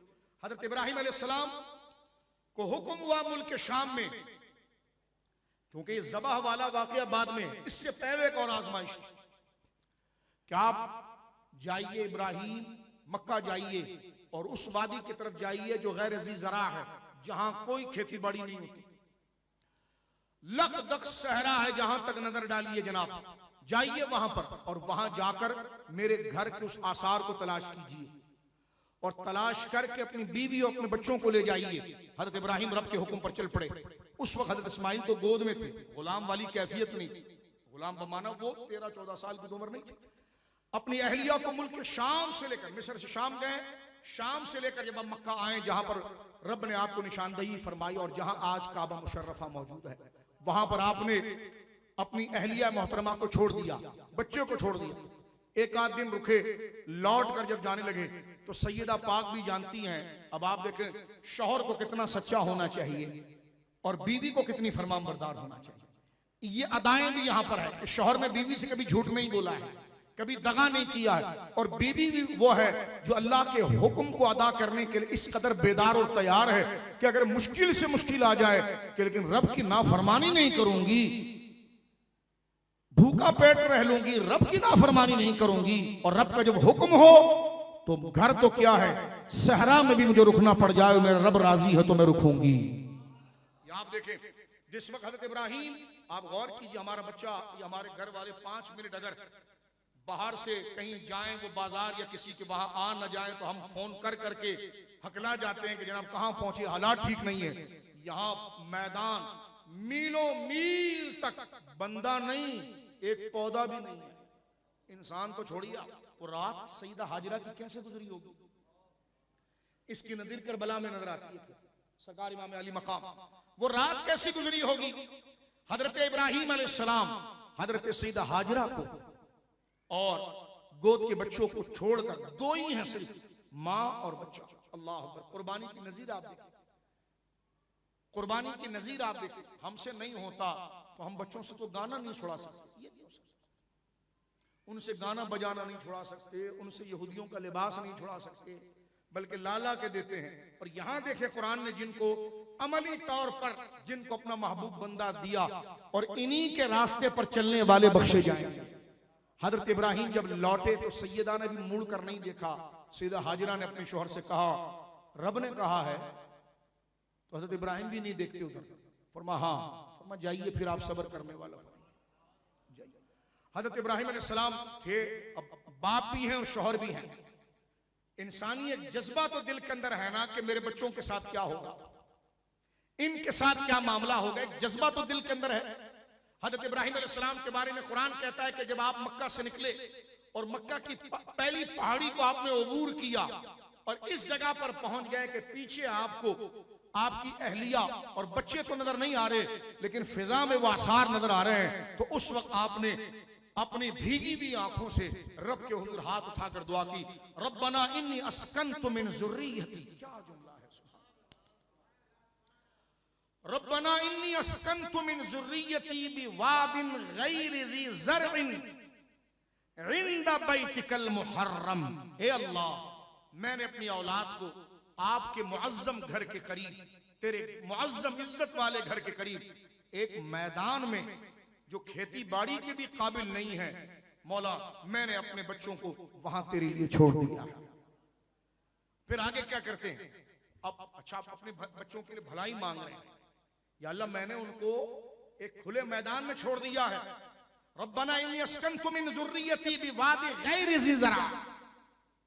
ना कोई इंसान है ना कोई सब्जा है, रात तो गुजर जाएगी, उस धूप के अंदर क्या होगा।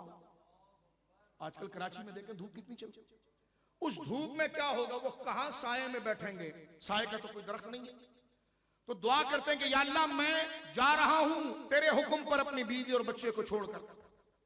इताअत का जज्बा देखिए, उस बयाबान के अंदर मेरे मौला, उस बयाबान में मैं छोड़कर जा रहा हूं कि जहां पर या अल्लाह, जहां पर ना सब्जा है ना बंदा है ना वहां ज़राअत है, तो अब चाहिए कि फिर आप रब से उनके लिए प्रोटेक्शन मांगे, उनकी हिफाजत मांगे।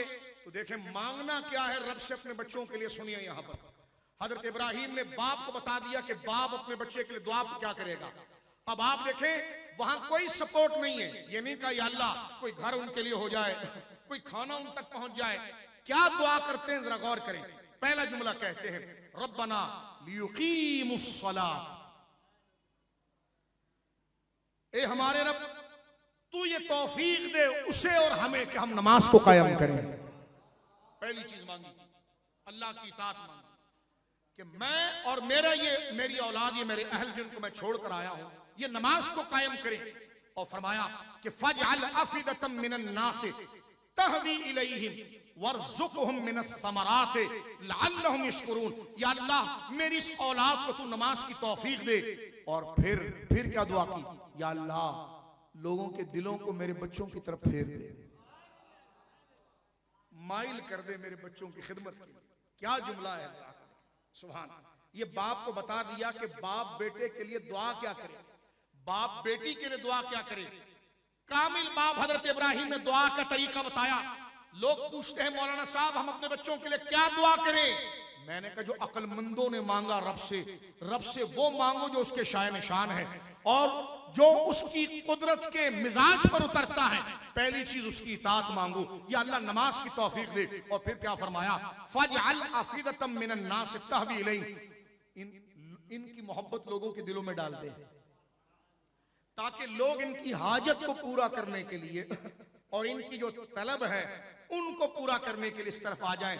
वर्जुकहुम मिनस समरात लअल्लहुम यशकुरून, और इन्हें खाने के लिए फल दे ताकि ये तेरी नेमतों का शुक्र अदा करे। अल्लामा इब्न हजर अस्कलानी ने फतुल बारी के अंदर एक जुमला लिखा कि अल्लाह ताला ने इब्राहिम अलैहिस्सलाम की दुआ को कबूल किया, खुश्क जमीन को अल्लाह ने सरसब्ज कर दिया। और हुआ क्या फरमाया था हजरत इब्राहिम ने, फजअल अफिदतम मिनन नास तहवी इलैहि, या अल्लाह मेरी औलाद की तरफ लोगों की कशिश कर दे। और हुआ क्या, यहां जमजम जारी हुआ। कहतान कबीला यमन से निकला और उसने परिंदों को देखकर वो मक्का की तरफ आया, माल भी था खाना भी था। वो पहुंचा उस परिंदों के साथ, उनके झुंड को देखकर उस पानी के लिए। अब जब देखा कि जनाब एक तन्हा औरत है और उनके पास सिर्फ गोद का बच्चा है और चश्मा ऐसा है कि जनाब जैसे दरिया निकल रहा है, इस तरह पानी है कि लगे हम इस्तेमाल रह सकते हैं आपके पास। सैयदा पाक ने फरमाया ये रब की जमीन है, रह सकते हो लेकिन इस चश्मे से हमारी इजाजत के बगैर नहीं पी सकते। उन्होंने कहा ठीक है, और रुक गए। आपकी इजाजत से वो पीते थे। अल्लाह ने उसके जरिए वसीला बना दिया सैयदा हाजरा को। सैयदा हाजरा अल्लाह अकबर मेरे आका की दादी जान है, सैयदना इब्राहिम की वफादार बीवी है, सैयदना इस्माइल की वो माँ है। ऐसी औरत भी खुदा ने इताअत वाली देखी हो कि जो रब के कहने पर अपने तमाम चीजों को छोड़कर बयाबान में उसके दीन की सरबुलंदी के लिए उसके घर के निशान को गोया के महफूज करने के लिए और कयामत तक आने वाले मुसलमान जब उस काबतुल्लाह को देखकर लब्बैक अल्लाहुम्मा लब्बैक कहें तो सबसे पहला अजर उस माँ की बारगाह में जाए जिसने उस बयाबान में वहां पर बैठकर अपने हाथों से उसके आसार को तलाश किया था कि हाय तूफान नूह के बाद उसके आसार कौन से हैं। सैयदा पाक के अखलाक को देखकर पूरा कबीला मोमिन हुआ। सैयदना इस्माइल की शादी उसी कबीले में हुई और 21वीं पुश्त में आगे चलकर हजरत अदनान आए और हजरत अदनान की आखिरी पुश्त के अंदर 21वीं पुश्त में जनाब रसूलुल्लाह। ये दुआ देखे रब ने किस शान के साथ कबूल किया। आज मुझे बताइए मक्का शरीफ में कौन सी ऐसी नेमत है जो नहीं है, कौन सा जो ऐसा सुकून है नहीं है। अल्लाह उस मुबारक शहर को आबाद रखे, अल्लाह उसको दुश्मनों की मैली नजर से महफूज रखे। हज की इबादत हो काबतुल्लाह इन अव्वल बैतिन वुदिया लिन्नास लल्लज़ी बिबक्कता मुबारकम व हुदल लिल आलमीन, कि वो लोगों की हिदायत के लिए रब्बे करीम ने सबसे पहला घर जो बक्का यानी मक्का में बनाया वो लोगों की हिदायत के लिए है। उसके पीछे तासीर किसकी है? हुजूर सैयद आलम की दादी जान और हजरत इब्राहीम अला नबी अलैहिस्सलाम और उनकी वफादार उनकी वफा शिआर और अल्लाह की पाक बाज बांदी सैयदा हाजरा और हजरत इस्माइल है।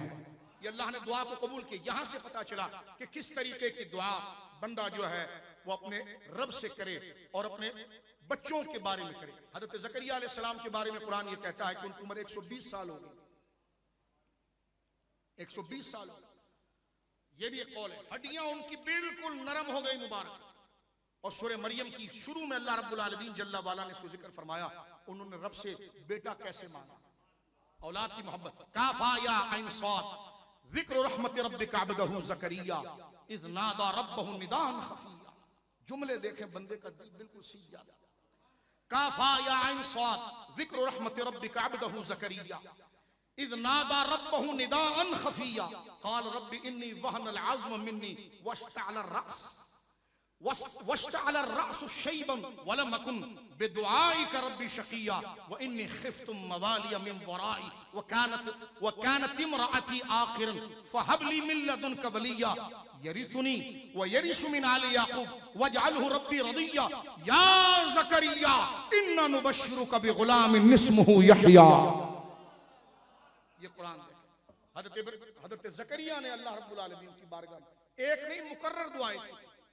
एक तो आपने हज़रत मरियम के हुजरे में जाकर दुआ की, और एक दफा आपने ये दुआ के जुमले कहे थे कि रब्बी ला तदरनी फरदन व अंत खैरुल वारिसीन, ये अल्लाह मुझे तन्हा न रखना और तू वारिस बख्शने वाला है, मुझे मेरा वारिस अता फरमा।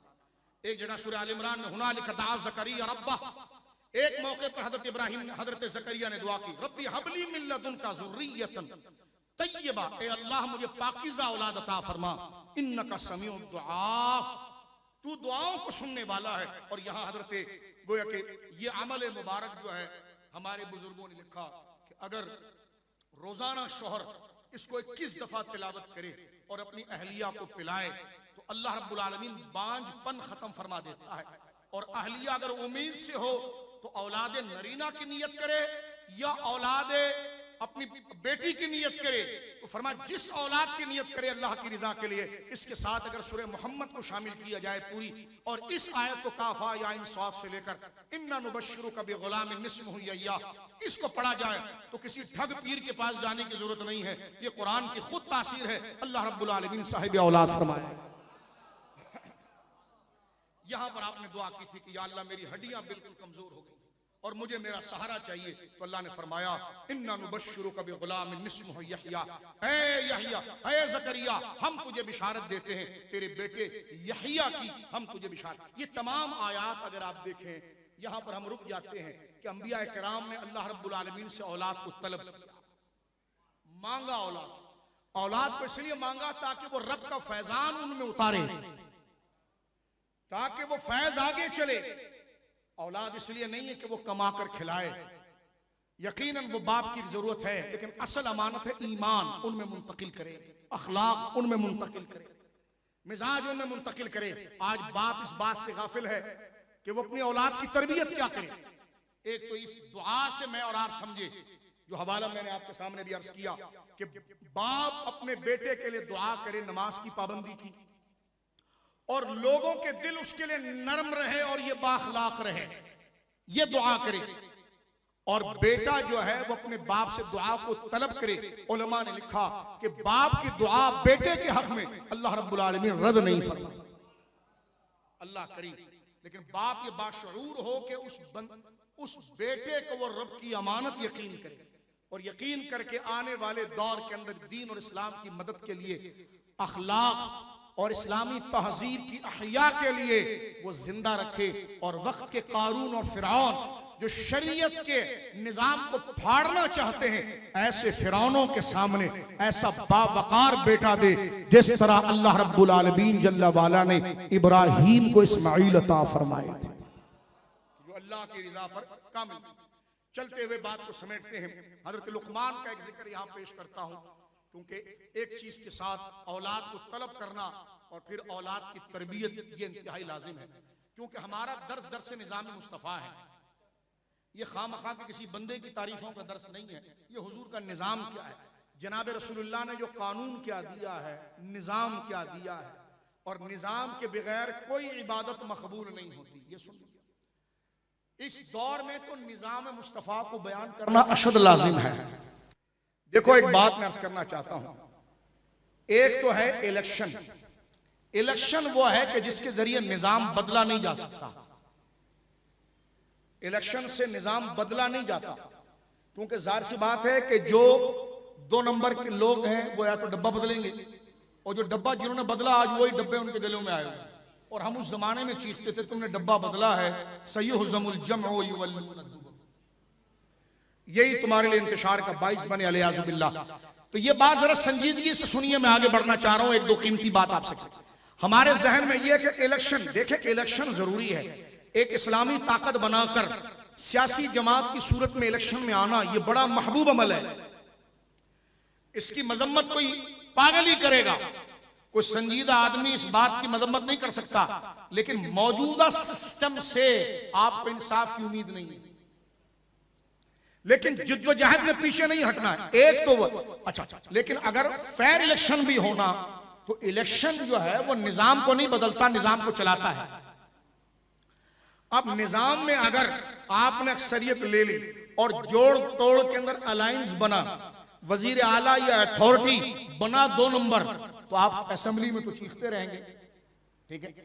तो लिहाजा ये काम अपनी जगह जरूरी है, इसका इनकार नहीं है, लेकिन सबसे जरूरी यह है कि कुरान और सुन्नत की तालीम मैं और आप अकेले अकेले अपने ऊपर नाफिज करें, और मुआशरे में जब हम उतरे तो हमारी खामोश तहरीक लिबास, कौल, अमल, रवैयों के साथ ऐसी एग्जिस्ट करे माहौल के अंदर कि जिसमें इंतहा पसंदी ना हो, जलाओ घेराव ना हो, तोड़ फोड़ ना हो, एक अमली खामोशी ऐसी तहरीक हो। अल्हम्दुलिल्लाह, जिस तरह यूनिवर्सिटियों में देखें पाक बेटियां निकाब के अंदर मौजूद हैं, बच्चे दाढ़ियों में मौजूद हैं, नमाजों का क़याम है, तो वहां पर इस्लामी निफाज को अपने अमल से लाकर रखा जाए। जो इनकलाब इस तरीके से आ सकता है ना, वो दूसरे तरीके से नहीं आ सकता, जबकि लाजिम दोनों है। यानी जो मैं और आप पढ़ रहे हैं ना इस वक्त कि झूठ नहीं बोलना है तो अपने से निकाल दें, फरेब नहीं निकाल दें, रब की नाफरमानी निकाल दे, धोखा देना निकाल दे, बेहयाई निकाल दे, आंखों का गुनाह निकाल दे अपने आप से, कानों का गुनाह निकाल दें, जुबान से फौश बातें निकाल दें। एक पूरा निजाम मैं और आप अपने ऊपर लेकर आए, और उस निजामों के साथ हम दफ्तर में काम कर रहे हैं, उस निजाम के साथ हम कहीं तालिब इल्म हों, उस निजाम के साथ कहीं हम उस्ताद हों, उस निजाम के साथ कहीं हम वकील हों, उस निजाम के साथ कहीं हम किसी गवर्नमेंट के ओहदे पर हों, उस निजाम की तादाद बढ़े, ताकि अगर इलेक्शन के जरिए भी डब्बे चेंज करके हराम खोर और यहूदियों के एजेंट को लाया जाता है, तो ग्राउंड रियलिटी और ग्रास रूट पर शरीयत, सुन्नत, तहजीब और अमल एग्जिस्ट करता हो, जबकि वो भी लाजिम है। इलेक्शन की बात मैं पहले कर चुका हूं, दोनों लाजिम है। अगर वो किया जाए और इसको छोड़ दिया जाए तो मैं समझता हूं कि 70% हिस्सा छूट गया। साथ पेश आना जो निजाम अखलाक है, इसको हम अपने ऊपर लेकर आए तो ये जमीन पर वो काम करता है जिसकी जड़ें तहत सरा तक होती है और इसकी शाखें आसमानों को घेरती है। ये इसलिए बात की जा रही है, ये नहीं कि हम खाना खाने के बाद दरवाजे के बाहर से निकल जाएं तो इलेक्शन से कुछ नहीं होगा। ये कुरान की तिलावत के साथ इसके एक एक हुक्म पर हमने अमल करना होगा, गलत को गलत कहना होगा, अच्छे को अच्छा कहना होगा, और नेकी की दावत में आपको आगे बढ़ना होगा। एक इलाके में शराबी आता है, 1 साल के बाद 100 शराबी हो जाते हैं, लेकिन एक नमाजी होता है वो आखिर तक एक ही रहता है। हमें जुर्रत ही नहीं है कि हम अब वो गलत आदमी है, वो इलेक्शन नहीं लड़ रहा, लेकिन ग्राउंड पर गंदगी कैसे फैला रहा है। तो लिहाजा इसमें सबसे पहली चीज ये चाहिए कि ग्राउंड पर डब्बे पीरों का रद्द जरूरी है। 2 नंबर मुल्ला जो हुक्मरानों के कासा लेस हैं, उनके एजेंट हैं, उनके मिले हुए फार्मूले को मस्जिदों के मिंबरों के ऊपर, खानकाहों में लाते हैं और इस्लाम की जरूरी मंशूर पर वो बात नहीं करते।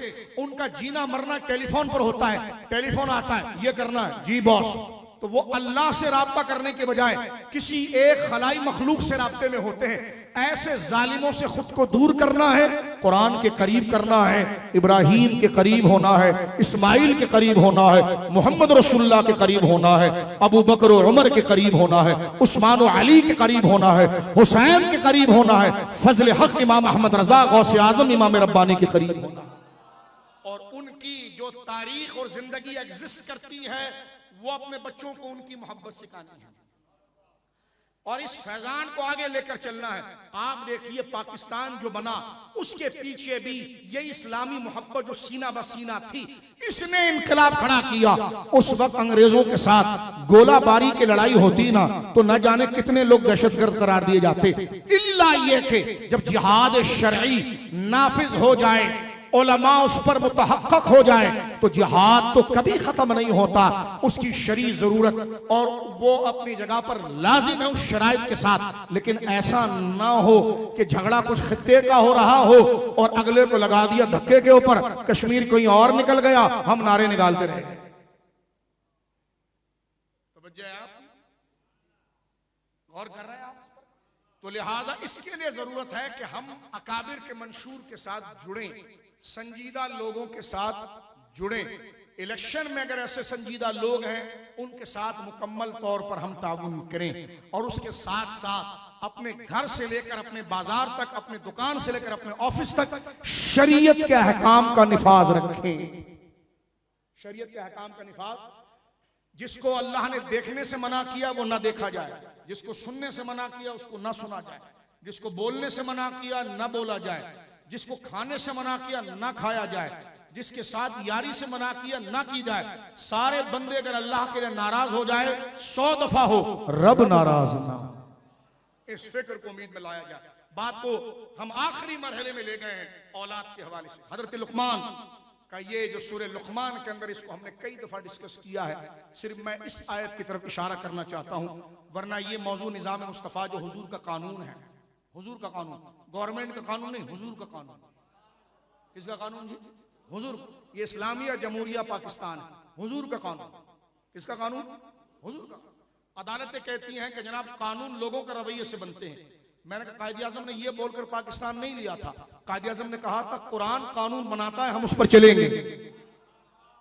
ये जो तू बकवास कर रहा है, ये बात तो गांधी और अखंड भारत वाले कर रहे थे कि फहाशी की तारीफ निजाम लोग करेंगे। इस पर मैं नहीं जाना चाहता, वक्त बड़ा मुख्तसर है, इस पर हमने पूरा जुमा पढ़ाया है। हमारे बड़े काले कोट वाले कह रहे हैं, कहते कि बेहयाई क्या है, कब वो लोगों का रवैया बताएगा। लोग जिस चीज को ठीक समझने लग जाएंगे वो ठीक होगा, लोग जिसको गलत समझेंगे वो गलत होगा। मैंने कहा इसका मतलब लोग जब तक पूरा कपड़ा पहनने को ठीक कह रहे हैं तो वो हया होगी, लेकिन लोग अगर किसी बाहर के, और वो खुद लिखता है अपने फैसले में, लोगों का मिजाज और रवैया बदलता रहता है और वो जाहिर सी बात है जिंदा कौम है, उनके अंदर तब्दीली आती रहती है। तो जैसे जैसे उनके अखलाक में तब्दीली आएगी ना, तो जो उनको अच्छा लगेगा ना वही अखलाक है। अगर उनको सबको शराब अच्छी लगने लग गई है तो बस यही हया है और यही अखलाक है। तो हमने कहा ये कौन सा मजहब है, ये तुम लोगों के ऊपर इस चीज को लाओगे। जमहूरियत इसलिए नहीं थी कि वो कानून की शक्ल पाकर रब और खुदा के कानून को चैलेंज करे। जो रब्बे करीम ने कानून बना दिया है हराम और हलाल का, उसके ऊपर बंदे ने अमल करना है, ना कि जो बंदों की ख्वाहिश हो कुरान को उसके पीछे चलाना। तवज्जो है आपकी? खूब दिल के अंदर नफरत रखें आप, क्योंकि नफरत भी अल्लाह के लिए और मोहब्बत भी अल्लाह के लिए। तवज्जो है? ऐसी बड़ी प्रोटोकॉल, 80 गाड़ियां 90 गाड़ियां, उधर तो हजरत अकेले फिर रहे थे, अल्लाह अकबर, पुलिस को बुला रहे थे आप, हाय हाय हाय सुभान अल्लाह। काश ऐसी बात आप यहां कर जाते, आपका तो स्वयं भी नहीं हुआ और आप भाग गए। तवज्जो है? कोई इज्जत नहीं रखनी है, हम तौहीन नहीं कर रहे, लेकिन इज्जत नहीं रखेंगे दिल में। तौहीन करना एक अलग मसला है, लेकिन ये दिल तुम्हारे लिए नहीं है, ये दिल सुन्नत इब्राहीमी के लिए है, सुन्नत मुस्तफा की। तवज्जो है आपकी? इस बात को समझो। तौहीन नहीं करेंगे, लेकिन दिल तुम्हारा नहीं, दिल अल्लाह रसूल का है। दिल किसका है जी? दिल अल्लाह रसूल का है। जाहिर सी बात है, बेगम साहिबा जो है आई थी तो फकीर थी, गई तो 70 अरब रुपए थे। वाह वाह, क्या दरवेशी की जिंदगी है, वाह वाह वाह वाह वाह वाह वाह। तवज्जो है आपकी? तो लिहाजा सबको आजमा चुके हो, कभी कुरान की तरफ तो आ जाओ। नाम कुरान का लेकर चलना इनकी तरफ है। मुझे बताओ, इन आयतों को सुनने के बाद गुर्बत का गम नहीं रहता, परेशानी का गम नहीं रहता, इसलिए कि हमारी तलब और मोहब्बत जो अल्लाह ने रखी है वो अपनी रिजा में रखी है। अब मैं क्योंकि ये औलादों की तरबियत हजरत इस्माइल ने अपने बेटे की तरबियत कैसी की। अब उसमें क्या बुनियादी चीजें थी, मैं जल्दी से इस बात को अर्ज करता हूं, गौर से सुनिए। कुरान मजीद फुरकान हमीद इसको जिक्र करता है। इसके बाद इंशाअल्लाह अज़ीज़ अलग से हम इस पर निज़ाम मुस्तफ़ा में अपने और अपने अखलाक और अपनी सोसाइटी की दुरुस्तगी के लिए बात करेंगे। लेकिन आज जो थोड़े मिनट से रह गए उस पर मैं, सूरतुल लुक़मान है मेरे सामने और ये कुरान करीम की 21वां पारा है और 31वीं सूरत है, आयत नंबर 13 है। वइज़ क़ाल लुक़मान लिइब्निही, हजरत लुक़मान के बारे में कौल ये भी है कि आपकी बीवी और बेटा काफिर थे।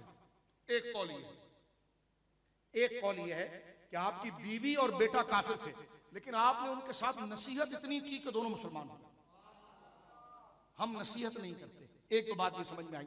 अब आप देखें, बीवी भी काफिर, बेटा भी काफिर, लेकिन सैयदना लुक़मान ने जब अपने बेटे और बीवी को मुसलसल नसीहत की तो उनके सामने हक वाज़े हो गया और उन्होंने इस्लाम कबूल किया। अब कुरान उनकी अदा को पसंद करके उसकी हिकायत करता है। वइज़ क़ाल लुक़मान लिइब्निही, हज़रत लुक़मान ने अपने बेटे से कहा, वहुवा यईज़ुहु, और वो अपने बेटे को नसीहत करते थे। इसलिए हुजूर ने फरमाया, बाप के लिए बेटे पर माल छोड़ना नहीं है, अच्छे अखलाक सिखाना है। फरमाया कि वहुवा यईज़ुहु, वो अपने बेटे को नसीहत कर रहे थे। कुरान है ये, कुरान। गोरा क्या बताएगा निजाम आपको, खैर वक्त नहीं, वरना उस तरफ में चलता जो मौजूदा करंट इशूज चल रहे हैं। कुरान कहता है कि वइज़ क़ाल लुक़मान लिइब्निही वहुवा यईज़ुहु, कि जब हजरत लुक़मान ने अपने बेटे से कहा और वो वसीयत कर रहे थे, नसीहत कर रहे थे अपने बेटे को। हर बाप सुन लें इस बात को कि वो नसीहत क्या करेगा। पहली नसीहत, या बुनैया ला तुशरिक बिल्लाह, ए मेरे बेटे अल्लाह के साथ किसी को शरीक नहीं करना। शिर्क का माना आसान यह है कि अल्लाह का हक बंदे को देना, अल्लाह का हक उसके गैर को देना, यह शराकत है। इबादत अल्लाह का हक है, वाजिबुल वजूद होना अल्लाह का हक है, लिहाजा ये हक किसी बंदे की तरफ मंसूब करेंगे तो ये शिर्क है। फरमा इन्न शिर्क लज़ुल्मुन अज़ीम, बेटा शिर्क जो है वो सबसे बड़ा जुल्म है और सबसे बड़ा अंधेरा है, सबसे बड़ा गुनाह है। आगे बेटे को नसीहत करते हैं, ववस्सैनल इंसान बिवालिदैहि, बेटा रब ने जो हुक्म दिया है वो ये है कि औलाद जो है वो अपने माँ और बाप के साथ हुस्न सुलूक करें, नेकी करें, लेकिन कैसे, उसमें तवाज़ुन और बैलेंस देखें। फरमाया हमलत उम्मुहु वहनन अला वहनिन व फिसालुहु फी आमैन अनिश्कुर ली वली वालिदै, फरमाया कि उसकी माँ ने कमजोरी पर कमजोरी को बर्दाश्त करते हुए उसको पेट में उठाया और दूध को छुड़ाया 2 साल में, और ये कि तू मेरा शुक्र अदा कर और अपने वालिदैन का शुक्र अदा कर। एक बात, यानी माँ बाप का मर्तबा बताया और रब ने ये नेमत तुझे दी है माँ बाप के दिल में। देखो, शादी जब तक नहीं होती है, मर्द हो या औरत, उसके जिस्म पर हल्का सा अगर थूक भी लग जाए तो गवारा नहीं, लेकिन शादी होती तो औलाद की मोहब्बत अल्लाह दिल में डालता है कि बच्चा अगर उसके कपड़े पर भी नापाक कर दे तो उसको घिन नहीं आती है। तो फरमाया रब अपने माँ बाप का शुक्र इसलिए अदा कर कि अगर वो तेरे लिए हम उसके दिल को नरम न करते तो तू मौसमों की नजर हो जाता। माँ देखिए कि वो भीगे हुए बिस्तर पर खुद सोना गवारा करती है, बच्चे को सूखे पर सुनाती है, ये नरमी अल्लाह डालता है। लेकिन माँ अगर जैसे कुंवारेपन में लापरवाह थी, अगर वो अपनी भलाई के लिए सूखे पर चली जाती और बच्चे को गीले पर डालती तो बच्चा शायद एक रात भी जिंदा नहीं रहता। तो फरमाया हमने उसके दिल को तेरी इताअत के लिए और बाप की मोहब्बत, बाप के दिल में हमने तेरी मोहब्बत डाली कि वो सुबह शाम मेहनत करके तेरे लिए कमा कर लाता है, तो लिहाजा इनका भी शुक्र अदा कर और जिसने इनको तेरा खादिम बनाया है उस रब का भी शुक्र अदा। फरमा इलैहिल मसीर, आगे नसीहत देखें, कुछ भी हो ये सब इधर रह जाएगा, तूने हमारे पास आना है। वइन जाहदका अला अन तुशरिका बी मा लैसा लका बिही इल्म, फरमा अगर माँ बाप तुझे मेरे हक के मुकाबले पर बुलाएं और वो काफिर हो और वो ये कहें कि तू हमारे साथ चल और शिर्क कर और तुझे इस बात का इल्म नहीं है, तो अल्लाह रब्बुल आलमीन डायरेक्ट फरमाता है फला तुतिअहुमा, फरमाया कि तू उनकी बात की इताअत नहीं करना, इसलिए कि मेरी नाफरमानी जो अल्लाह का बुनियादी हक है तौहीद शरीयत मुतहरा का। माँ बाप ये कहे नमाज नहीं पढ़ना, नहीं सुना जाएगा। माँ बाप कहे रमजान के रोजे नहीं रखना, नहीं सुना जाएगा। माँ बाप कहेंगे तू मालदार है, साहिब निसाब ज़कात नहीं देना, नहीं सुना जाएगा। इसलिए कि रब का जो हुक्म है उसके आगे बंदे की इताअत नहीं होगी। और यहां ये बात बताई गई कि माँ बाप का एहसान तो तुझे हम कर रहे हैं, बता रहे हैं मकाम, लेकिन अगर वो तुझे शिर्क की तरफ बुलाएं तो तू उनका कहना ना मानना।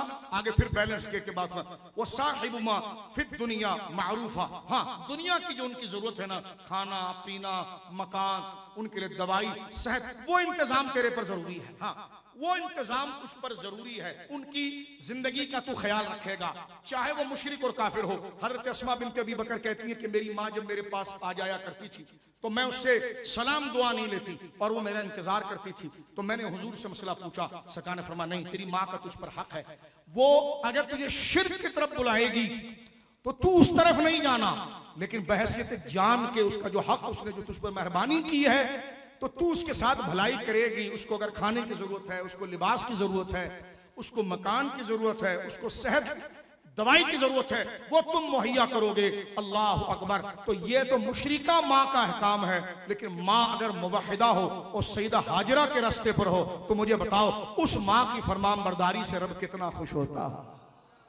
माँ फिर सैयदना गौसे आजम की माँ जैसी, हाँ हजरत बाबा फरीद की अम्मी जान जैसी हो। अल्लाह अकबर।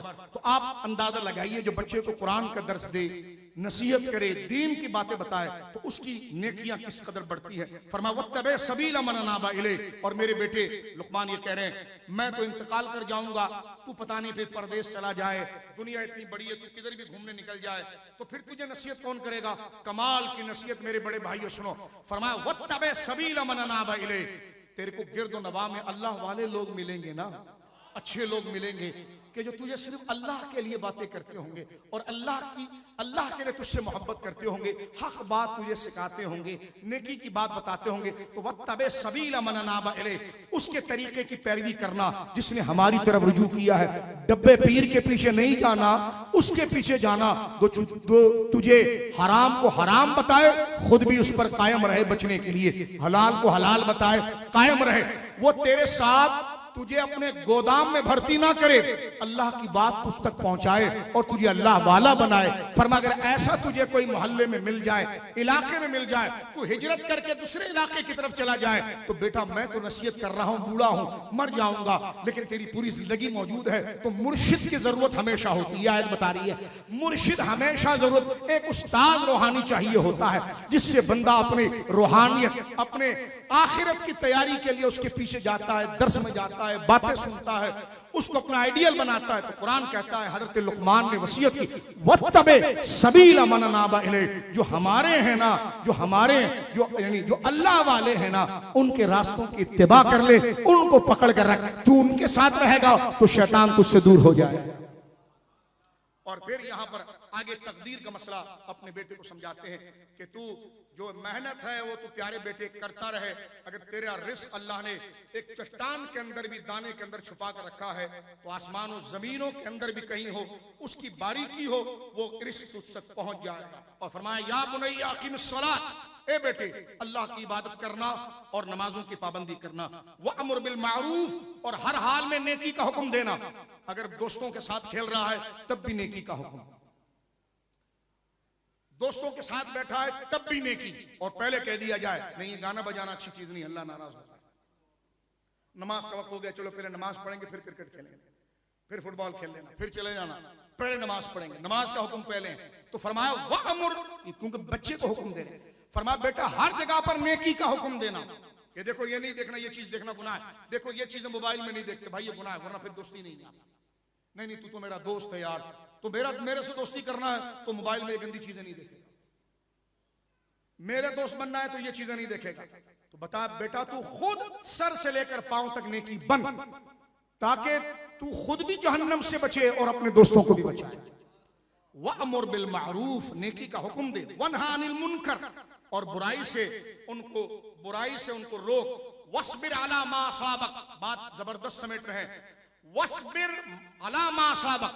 कभी नमाज पढ़ने दिल नहीं करता है, कभी हक बात करने से बंदा डर जाता है या मुशक्कत आ जाती है तो फरमा सब्र करना बेटे, इस नेकी के रास्ते में तुझे जो मुशक्कत आएगी ना तो सब्र से काम लेना। इन्ना ज़ालिका मिन अज़्मिल उमूर, कि बेशक ये बहुत हिम्मत वालों का काम है कि जो रब की बात करते हैं वो रब की बात करते हैं रब के लिए। अगर कोई मुखालिफत या मुश्किल अगर आ जाती है तो वो परेशान नहीं होते, बर्दाश्त करते हैं, चुप हो जाते हैं, लेकिन फिर मौका मिलता है तो फिर अल्लाह की बात करते हैं। बात को मैं यहाँ पर समेट रहा हूँ और इख्तिताम की तरफ हम आ गए हैं। नबी पाक सल्लल्लाहु अलैहि वसल्लम ने ये बात बयान फरमाई, माँ बाप इस बात को सुने। हुजूर ने फरमाया किसी बाप, ये हदीस मुबारक का जामे तिरमिजी शरीफ में है, हुजूर फरमाते हैं किसी बाप ने अपने बेटे को उम्दा और बेहतरीन अदब से ज्यादा अच्छा हदिया नहीं दिया। अपने बच्चे को अगर कुछ देकर जाना चाहते हो तो अच्छा अखलाक, ये रसूल करीम कहते हैं। इब्ने माजा में हज़रत अब्दुल्लाह इब्ने अब्बास से रिवायत है, रसूल करीम ने फरमाया अपने बच्चों का इकराम करो, उनको जलील ना करो, उनकी तौहीन ना करो, उनकी सलाहियतें ना मारो, लोगों के सामने, अपने दोस्तों के सामने उनको घटिया ना करो। हुजूर ने फरमाया इकराम करो अपने बच्चों का और उनकी अच्छी तरबियत करो। अपने बच्चों का इकराम करो और उनकी, अब इसी मौजू पर आए तो इसमें दर्जनों वाक़यात हुजूर सैयद आलम की सीरत में मौजूद है कि सरकार का रवैया बच्चों के साथ कैसा रहा और किस तरीके से सहाबा इकराम रिदवानुल्लाह अजमईन को हुजूर सैयद आलम ने, एक सहाबी थे उनके 2 बेटे हैं, हुजूर ने यह भी फरमाया बच्चों में आदल करो, बच्चों में आदल करो। वो आए और हुजूर से फैसला कराने लगे, कहने लगे या रसूलल्लाह मैंने ना अपने जायदाद में से ये चीजें सारी उठाकर अपने बेटे को दे दी, आप क्या इंसाफ फरमाते हैं? हुजूर ने फरमाया किसी और के पास जा। क्या इंसाफ? फरमाया जितनी औलाद है उनमें अदल के साथ तकसीम कर, यानी अदल का हुक्म हुजूर ने दिया। तेरा दिल एक पर आ रहा है लेकिन रब ने तेरे ऊपर, ये नहीं है कि बच्चा जो है वो बाप की इताअत करते रहे, बाप से भी बच्चों के बारे में पूछा जाएगा कि तूने बेटे का इकराम क्यों नहीं किया, तूने बच्चे का इकराम क्यों नहीं किया, तूने उनमें मोहब्बत बराबरी की क्यों नहीं की। सरकार के एक सहाबी थे, वो बैठे हुए हैं, उनका एक बच्चा आया तो उन्होंने बच्चे के गाल को चूमा, पेशानी को चूमा, अपनी गोद में बिठाया। दूसरा आया उसको साथ में लेकर खड़ा किया, हुजूर ने फरमाया इसके गाल क्यों नहीं चूमे तुमने, इसकी पेशानी क्यों नहीं चूमी, इसको तूने साइड में खड़ा किया, इसको गोद में बिठाया। यानी इस बारीकी से हुजूर अदल बताते हैं। मुझे बताओ अगर ऐसा माहौल आ जाए तो घर मदीना मदीना नहीं हो जाए? जनाब रसूल मुकर्रम सल्लल्लाहु अलैहि वसल्लम फरमाते हैं बच्चों में आदल को, अपनी औलाद और घर वालों को खैर और भलाई की बातें सिखाओ और उनकी अच्छी तरबियत करो। हुजूर फरमाते हैं बच्चे का बाप पर यह हक है कि वो उसकी अच्छी तरबियत करे। ये नहीं कि बच्चे से कयामत के दिन पूछा जाएगा कि तूने अपने बाप की फरमाबरदारी की थी कि नहीं की थी। इसी तरह बाप से पूछा जाएगा कि ये अगर अपने बाप का हक अदा नहीं करता ये मुजरिम, बाप अगर औलाद का हक अदा नहीं करता वो मुजरिम। लिहाजा दोनों के हक एक दूसरे के साथ जुड़े हुए हैं और इसमें बैलेंस सिर्फ ये अर्ज करना चाहता हूं। एक उलमा ने यह भी लिखा कि अगर बाप बच्चे के साथ मेहरबानी करता है जब तक वो उम्र में मेहरबानी चाहता है और बच्चा उस तरफ नहीं है तो बाप छोड़े नहीं उसको, ताकि वो अपना जो सिलसिला है उस हक को छोड़कर गुनाहगार ना हो। और बेटा अगर बाप के साथ, बाप ने उसके साथ अच्छा रवैया नहीं रखा, अच्छा पढ़ाया नहीं, यानी उसके पास सलाहियत थी, ये नहीं कि बाप बेचारा गरीब है तो क्या करेगा, ठीक है गरीब है तो वो क्या करेगा, वो पैसे तो 500-500 अरब रुपए तो वजीर खा जाते हैं, क्योंकि जाहिर सी बात है इस वक्त सबसे बड़ा बिजनेस ही एजुकेशन है। 25,000 रुपए दे सकते हो तो स्कूल में पढ़ाओ, गवर्नमेंट स्कूल में वहां गधे बंधे हुए हैं। तो गरीब बंदा 150 रुपए की मजदूरी कर रहा है, वो क्या करेगा? इस वक्त सिर्फ दीनी मदरसे हैं जो बच्चों को पाल रहे हैं और पूरा ये जो अभी सियासी दज्जालों की हुकूमत गई है, ये सारे दज्जाल मदरसों के पीछे पड़े हुए थे। हमारे उलमा ने कहा कि सिर्फ हम अगर मदरसा बंद कर दें, इन बच्चों को निकाल दें, तो तुम्हारे पास एनजीओ का क्या काम है? दूसरी एनजीओ से तुम रोडों पर खाना खिला रहे थे और कह रहे थे हम घर बना रहे हैं, 50 लाख घर बनाएंगे। अबे खाक 50,000 घर बनाए, करोड़ों के पहाड़ को तूने 1.5 करोड़ में अलॉट करा दिया और तू 50 लाख का घर बनाएगा। ये मदरसे हैं कि एक मदरसे में 1000 बच्चे, 2000 बच्चे, और ये वो अल्लाह से मोहब्बत करने वाले हैं जो अपने सदकात और खैरात के जरिए उस दीनी मदरसे की तरबियत करते हैं, और वो बच्चे बाहर निकलने के बाद कौम को लीड करते हैं अल्हम्दुलिल्लाह बाखलाक बनकर। अगर ये मदारिस बंद कर दिए जाए, सबसे बड़ी एनजीओ इस वक्त दुनिया के अंदर वो मदारिस हैं। कोई फीस नहीं होती है, कोई फीस नहीं होती है। खाना, रहना, पहनना, पानी, तमाम चीजें उनको बच्चों को मुफ्त में दी जाती है और उनकी तरबियत की जाती है। और एक वाकया अगर कहीं से कोई गलत हो जाए तो उसकी वीडियो बनाते हैं। मैंने कहा मैं बताऊं तुम्हारी यूनिवर्सिटियों में क्या क्या चलता है, लफ्ज नहीं बोल सकता। यूनिवर्सिटियों के तलबा क्या करते वो छोड़, जो प्रोफेसर क्या कर रहे हैं वो बताऊं मैं तुझे। तो मैंने कहा जिसका अपना ढक्कन खुला हुआ हो दूसरी तरफ नहीं देखता है।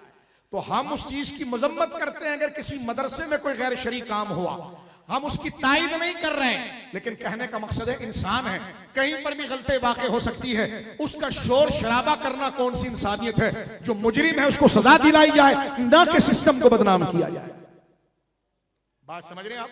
अगर किसी ने गलती की है तो काबिल सजा है, कानूनी सजा जनाब जो है उसके ऊपर नाफिज की जाए। हमारे सूबे में जो वजीर तालीम बनता है वो कोई किताब पढ़ सकता है? वो तो हिम्मत करो ना, जरा उसको पूछो वो जो वजीर तालीम बनता है और जो मजे उसके होते हैं, और फिर उसके घर पे छापा पड़ता है तो तीन कब्रें निकलती हैं। लोग समझते हैं बुजुर्गों की कब्र है, वो तो एक सोना चांदी की कब्रें होती हैं। तो लिहाजा मदारिस के खिलाफ अब तो अल्हम्दुलिल्लाह खुदा का करम हुआ, ये इनके ऐब लोगों के सामने वाज़ेह हो चुके हैं। तो हुजूर सैयद आलम ने क्या फरमाया? हुजूर फरमाते हैं बच्चे का 7वें दिन अकीका किया जाए और उसका नाम अच्छे लोगों के नाम पर रखा जाए, उसके बाल वगैरह दूर कर दिए जाए। और हुजूर का तरीका यह था कि चांदी के मियार में तोल कर सदका कर दिया जाए, और जब बच्चा 6 साल का हो जाए तो उसकी तरबियत पर तवज्जो दी जाए, 9-10 साल के करीब हो जाए तो उनके बिस्तरे अलग कर दिए जाए। रसूल करीम फरमाते हैं जब 13 साल का हो जाए तो नमाज के लिए और रोजों के लिए इंतहाई सख्ती, अगर उसको थोड़ी सी जरबत भी लगानी पड़े तो उस पर जरबत लगाया जाए, और जब वो शादी के करीब हो जाए तो शादी करा दिया जाए। ये वो अमल है जो इस्लाम देता है। इसमें गवर्नमेंट की अप्रिशिएट और दाद नहीं होती है, बंदा इस तरीके पर बच्चे को पाल भी रहा होता है और अल्लाह उसको अजर भी दे रहा हो। बात को खत्म करते हुए ये चंद बातें मैं, चंद बुजुर्गों की नसीहत है आखिर में मैं पढ़ना चाहता हूं इस तवज्जो के साथ कि आप इस बात पर गौर करें कि बाप अपने बच्चे को नसीहत क्या करे, बाप अपने बच्चे को नसीहत क्या करे। ये बच्चे खाली तख्ती के मानिंद हैं, इनके जहनों में जो लिख दिया जाएगा ये वो करेंगे। चंद मिनट की बातें हैं बड़ी कीमती, जरा तवज्जो करें। चंद ज़हीन फतीन समझदार लोगों के अहवाल हमने देखे कि वो किस तरीके से तरबियत को एनालाइज करते थे। तो आप जरा गौर कीजिए, क्या प्यारी बात है। एक समझदार शख्स ने अपने बेटे को चंद नमूने और चंद जरूरी बातें नसीहत की हैं, और वो क्या कहते हैं, जरा तवज्जो की। बैठो बैठो, क्या नसीहत करते हैं, जरा तवज्जो फरमाइए आप। दुरूद पाक पढ़िए, अल्लाहुम्मा सल्ली अलैहि। वो नसीहत करते अपने बेटे को, बेटे अल्लाह ताला से डरने और उसकी फरमान बरदारी को अपने ऊपर लाजिम कर लो। ये बाप बेटे को क्या वसीयत करके जाए, बेटे अल्लाह ताला से डरने और उसकी नाफरमानी को अपने ऊपर लाजिम कर लो। इत्तिबाए सुन्नत से उसकी ममनुआत से इज्तिनाब करो ताकि तेरी जिंदगी दुरुस्त हो और तेरी आंखें ठंडी हो, क्योंकि अल्लाह ताला से कोई चीज भी पोशीदा नहीं। मैंने चंद बातों का तुझे हुक्म दिया है, अगर तू इनको याद करके और समझ कर अमल करेगा तो इससे तेरी जिंदगी खुशगवार हो जाएगी। अपने बाप की इताअत करो और उसकी वसीयत करदा बातों पर चलो। बेहुदा, नंबर 1, बेहुदा गुफ्तगू से बेटा परहेज करो। ज्यादा हंसी मजाक वगैरह से बचो, क्योंकि ये चीज इंसान के वकार को खत्म कर देती है। बुखल और कंजूसी अपने अंदर पैदा ना करो। नंबर 2, तमाम मामलात में म्याना रवी को इख्तियार करो, इसलिए कि एतदाल का रास्ता सबसे बेहतर रास्ता है। कम गोई इख्तियार करो, कम बोला करो, आपस में सलाम का रिवाज रखो। नंबर 3, नेक लोगों की नकल करो, बुरे साथियों से बचो, क्योंकि वो अपने रुफका से खयानत करते हैं। भाई दो तरह के होते हैं, एक वो जो मुसीबत के वक्त तेरा मुहाफिज और दूसरा वो जो खुशहाली के वक्त तेरा रफीक बन जाए। बच्चों की तरबियत में एक बात यह भी है कि बेटे हिल्म और बुर्दबारी से काम लेना, बेटे हिल्म और बुर्दबारी से काम लेना, क्योंकि हिल्म बुर्दबारी इंसान के लिए सरदार है। जो बात को अच्छी तरह समझता है वही तरक्की करता है। नेक लोगों से मुलाकात रखना, क्योंकि उनकी मुलाकात में दिलों में तामीर है, नफ्स की सेहत और आने वाले कल की सलामती तुझे धोखे में ना डाले, क्योंकि मुद्दत उम्र इंतहाई कम है और नफ्स का सही होना मुहाल है। जो अपनी ख्वाहिशात नफ्स का पुजारी बनता है तो गोया उसने अपने दीन व दुनिया के एवज बेच दिया। हक की नुसरत व मदद बाइस शर्फ है, बातिल की मदद कम अकली है। फजूल बातों से परहेज करना, क्योंकि इससे तेरी पोशीदा अयूब जाहिर हो जाएंगे और दुश्मनों को हरकत करने का मौका मिलेगा। हर इंसान अपने कौल से पहचाना जाता है, अपने फैल से पहचाना जाता है। लिहाजा बेटा तुम तन्हाई में सच्चाई के साथ और खामोश तबा रहना, क्योंकि खामोशी हिफाजत का जरिया है, सच बोलना इज्जत का जरिया है। जो अपने हमसाये को जलील करे और कभी मुअज़्ज़ज़ नहीं होता, और जो अपने भाइयों को महरूम रखे वो कभी सादतमंद नहीं होता। जब तू कोई नेक काम करे तो तुझे चाहिए कि तू उसे छुपाए, जाहिर ना करना बेटा, और जो कोई दूसरा तेरे साथ नेक काम करे उसकी खूब तशहीर करना, अपनी नेकी की तशहीर। जाहिल की बातों का जवाब ना देना बेटा, और ना ही इसके अफ़आल पर कोई सख्ती करना, इसलिए कि अगर तू इन बातों का जवाब देगा तो इस पर इताब करेगा तो तेरी रही सही दबदबा और हशमत खत्म हो जाएगी और जफा जुल्म में मुबालगा करेगा। कमाल का तजुर्बा यहां बयान हो रहा है, अगर काश हम इस पर तवज्जो करें। एक बात वो मजीद कहते हैं आगे चलकर कि बेटा बेवकूफ लोगों की सोहबत से बचते रहना, वरना तू भी बेवकूफ हो जाएगा और जिल्लत और ख्वारी तेरा मुकद्दर बन जाएगी। क्योंकि जो ऐसे लोगों की सोहबत इख्तियार करता है और उनके रास्ते पर चलता है और उनमें से शुमार होता है, वो उन्हीं की तरफ मंसूब होता है। बेटा एक बात सुन ले, ये दिल एक खेती है, ये दिल एक खेती है, बस इसमें कलमा तैयबा का बीज लगा ले। अल्लाह, बेटा दिल एक खेती है, इसमें कलमा तैयबा का बीज लगा ले, क्योंकि अगर ये खेत गुल को ना उगाए तो बाज को तो उगा देगी। अगर ये जाहिर में पूरा ना खिले लेकिन कम से कम इसके आसार कुछ ना कुछ तो जाहिर हो जाएंगे। अच्छी तरह जान लो बेटा, आदमी का एहतराम उसकी अक्लमंदी और मुहज्जब होने की वजह से है, माल और नसब और इकराम के सबब नहीं है। आज मज़ारों के सज्जादे क्यों बर्बाद हो गए? ओ तू फलाने का बेटा है, फलाने जैसा बन भी तो सही, बस आओ सज्जा करो, लिफाफे दो, देगे लाओ, बस देगे लाओ, सज्जा करो, चादरें लाओ। वो किसी जगह पर नेक काम अपनी जगह ठीक है, लेकिन कमाल की नसीहत है अपने बच्चों को कि बेटा आदमी की इज्जत अक्लमंदी से है, मुहज्जब होने की वजह से। फरमा माल, अगर तेरा बाप मालदार था इस पर तवज्जो नहीं करना, नसब का इकराम, माल और नसब इकराम का सबब नहीं। अपनी जगह पर वो फजीलत रखता है, लेकिन तू उससे क्या? अगर तू कहेगा पिदरम सुल्तान बूद, मेरा बाप बड़ा नेक था लिहाजा मेरे हाथ चूमो, ये नहीं बेटा। माल और नसब इस एतबार से जो कंडीशन बयान, इसका वो इज्जत का सबब नहीं, फजीलत इल्म और हिकमत इज्जत का सबब है, जिसकी असल में और ये बात आप मजीद आखिरी बात करते हैं, कहते हैं बेटा 7 किस्म के लोगों से कभी मशवरा नहीं करना। 7 किस्म के लोगों से कभी मशवरा नहीं करना। एक जाहिल से, दूसरा दुश्मन से, तीसरा हासिद से, हसद करने वाले से, चौथा रियाकार से, पांचवा बुज़दिल से, छठा बखील से, सातवां ख्वाहिश परस्त से। फरमा इनसे कभी मशवरा नहीं रहना। तुझे जब भी कोई काम दरपेश हो तो उसकी अपने दुश्मन या दोस्त से ख्वाहिश न करना। जो तेरे सामने आए, जो तुझे चाहे उसका उज़्र कबूल करना।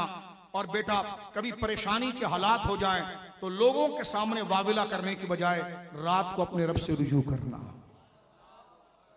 माँ बाप को चाहिए कि वो अपने बच्चों की सफाई का ख्याल रखें, बच्चों के लिबास का ख्याल रखें, उनके हाथ पाँव की सफाई का ख्याल रखें, मुंह और दांतों की सफाई का ख्याल रखें, क़ज़ाए हाजत पाकी नापाकी का ख्याल रखें। जब बच्चे उम्र में इस एतबार से पहुंच जाएं बुलूगियत में, तो उनको बाकायदा बालिगियत के अंदर कुछ नापाकी के आसार बंदे से जाहिर होते हैं, उनसे इस तरह फ्रैंक हो जाए और इस साथ दोस्ताना याराना हो कि उनको खुलकर शरई मसाइल मोहब्बत से समझाए। उस वक्त उनको ये ना समझे कि ये छोटा बच्चा है, उनको अपना दोस्त समझे और उसको बताएं कि बेटा शरीयत के मसाइल सीखने में कोई शर्म नहीं है, ऐसा होता है, कुरान में भी है, तो लिहाजा ये मसला सुनो। कभी रात को इस किस्म का ख्वाब आए, इस किस्म की नापाकी जाहिर हो, तो फिर इसके गुस्ल का तरीका ये है, इसका मतलब ये है कि तुम बालिग हो चुके हो और तुम पर नमाज फर्ज हो गई है, अब नमाज तुमने नहीं छोड़नी कभी, बेटा रोजा तुम पर फर्ज हो गया है। और गुस्ल का तरीका बेटा ये है, जिस्म के फाजिल बालों को यहाँ से यहाँ तक साफ किया जाता है और इतने दिनों में साफ किया जाता है। ये बेतरतीब बाप की जिम्मेदारी है कि वो बताए और माँ की जिम्मेदारी है कि वो बेटे को बताए। इसलिए कि कुरान करीम फुरकान हमीद ने इस बात को जिक्र किया और हजरत इब्राहीम की दुआ थी, रब्बी हबली मिनस सालिहीन, ए अल्लाह मुझे पाकीज़ा बेटा अता फरमा। अल्लाह रब्बुल आलमीन इखलास के इस तरीके के साथ साथ जो हमारी आने वाली नस्ल है वो अल्लाह की अमानत है, उनकी तरबियत की अल्लाह हमें तौफीक अता फरमाए। और जो सूरह साफ़ात हमने पढ़ी है, घर जाके होमवर्क ये है कि मैं और आप इस पर गौर करें, इस पर किस तरह बयान करना था उसका हक हम अदा नहीं कर सकते, लेकिन अल्लाह रब्बुल आलमीन इसकी जो असल चाशनी है वो हमारे दिलों में उतार दे, हमारे दिलों को इबादतों से आशना कर दे, सजदों की लज्जत अल्लाह हमें अता फरमाए, अपनी जानिब रुजू अता फरमाए, दुनिया के हिर्स और लालच से अल्लाह हमारे और हमारे सीनों को पाक फरमाए, निज़ाम मुस्तफ़ा पर चलने की अल्लाह हमें तौफीक अता फरमाए। किसी खड़े होकर पेशाब करने वाले, कोट पैंट बड़े हेड वाले, इन तमाम हराम खोरों की बजाय हम जिस रब के बंदे हैं उसके निजाम और कानून को आखिरी सांस तक कबूल करके उस पर अमल की तौफीक अता फरमाए। कुल इन्नस सलाती व नुसुकी व महयाया व ममाती लिल्लाहि रब्बिल आलमीन। ए हबीब कहिए, मेरी नमाज, मेरी कुर्बानी, मेरा जिंदा रहना और मेरा मट्टी में चला जाना, मेरा मर जाना, मेरी वफात का आना, सब उम्मत को बता दो ये मेरे अल्लाह के लिए है। व आखिरु दावाना अनिल हम्दुलिल्लाहि रब्बिल आलमीन।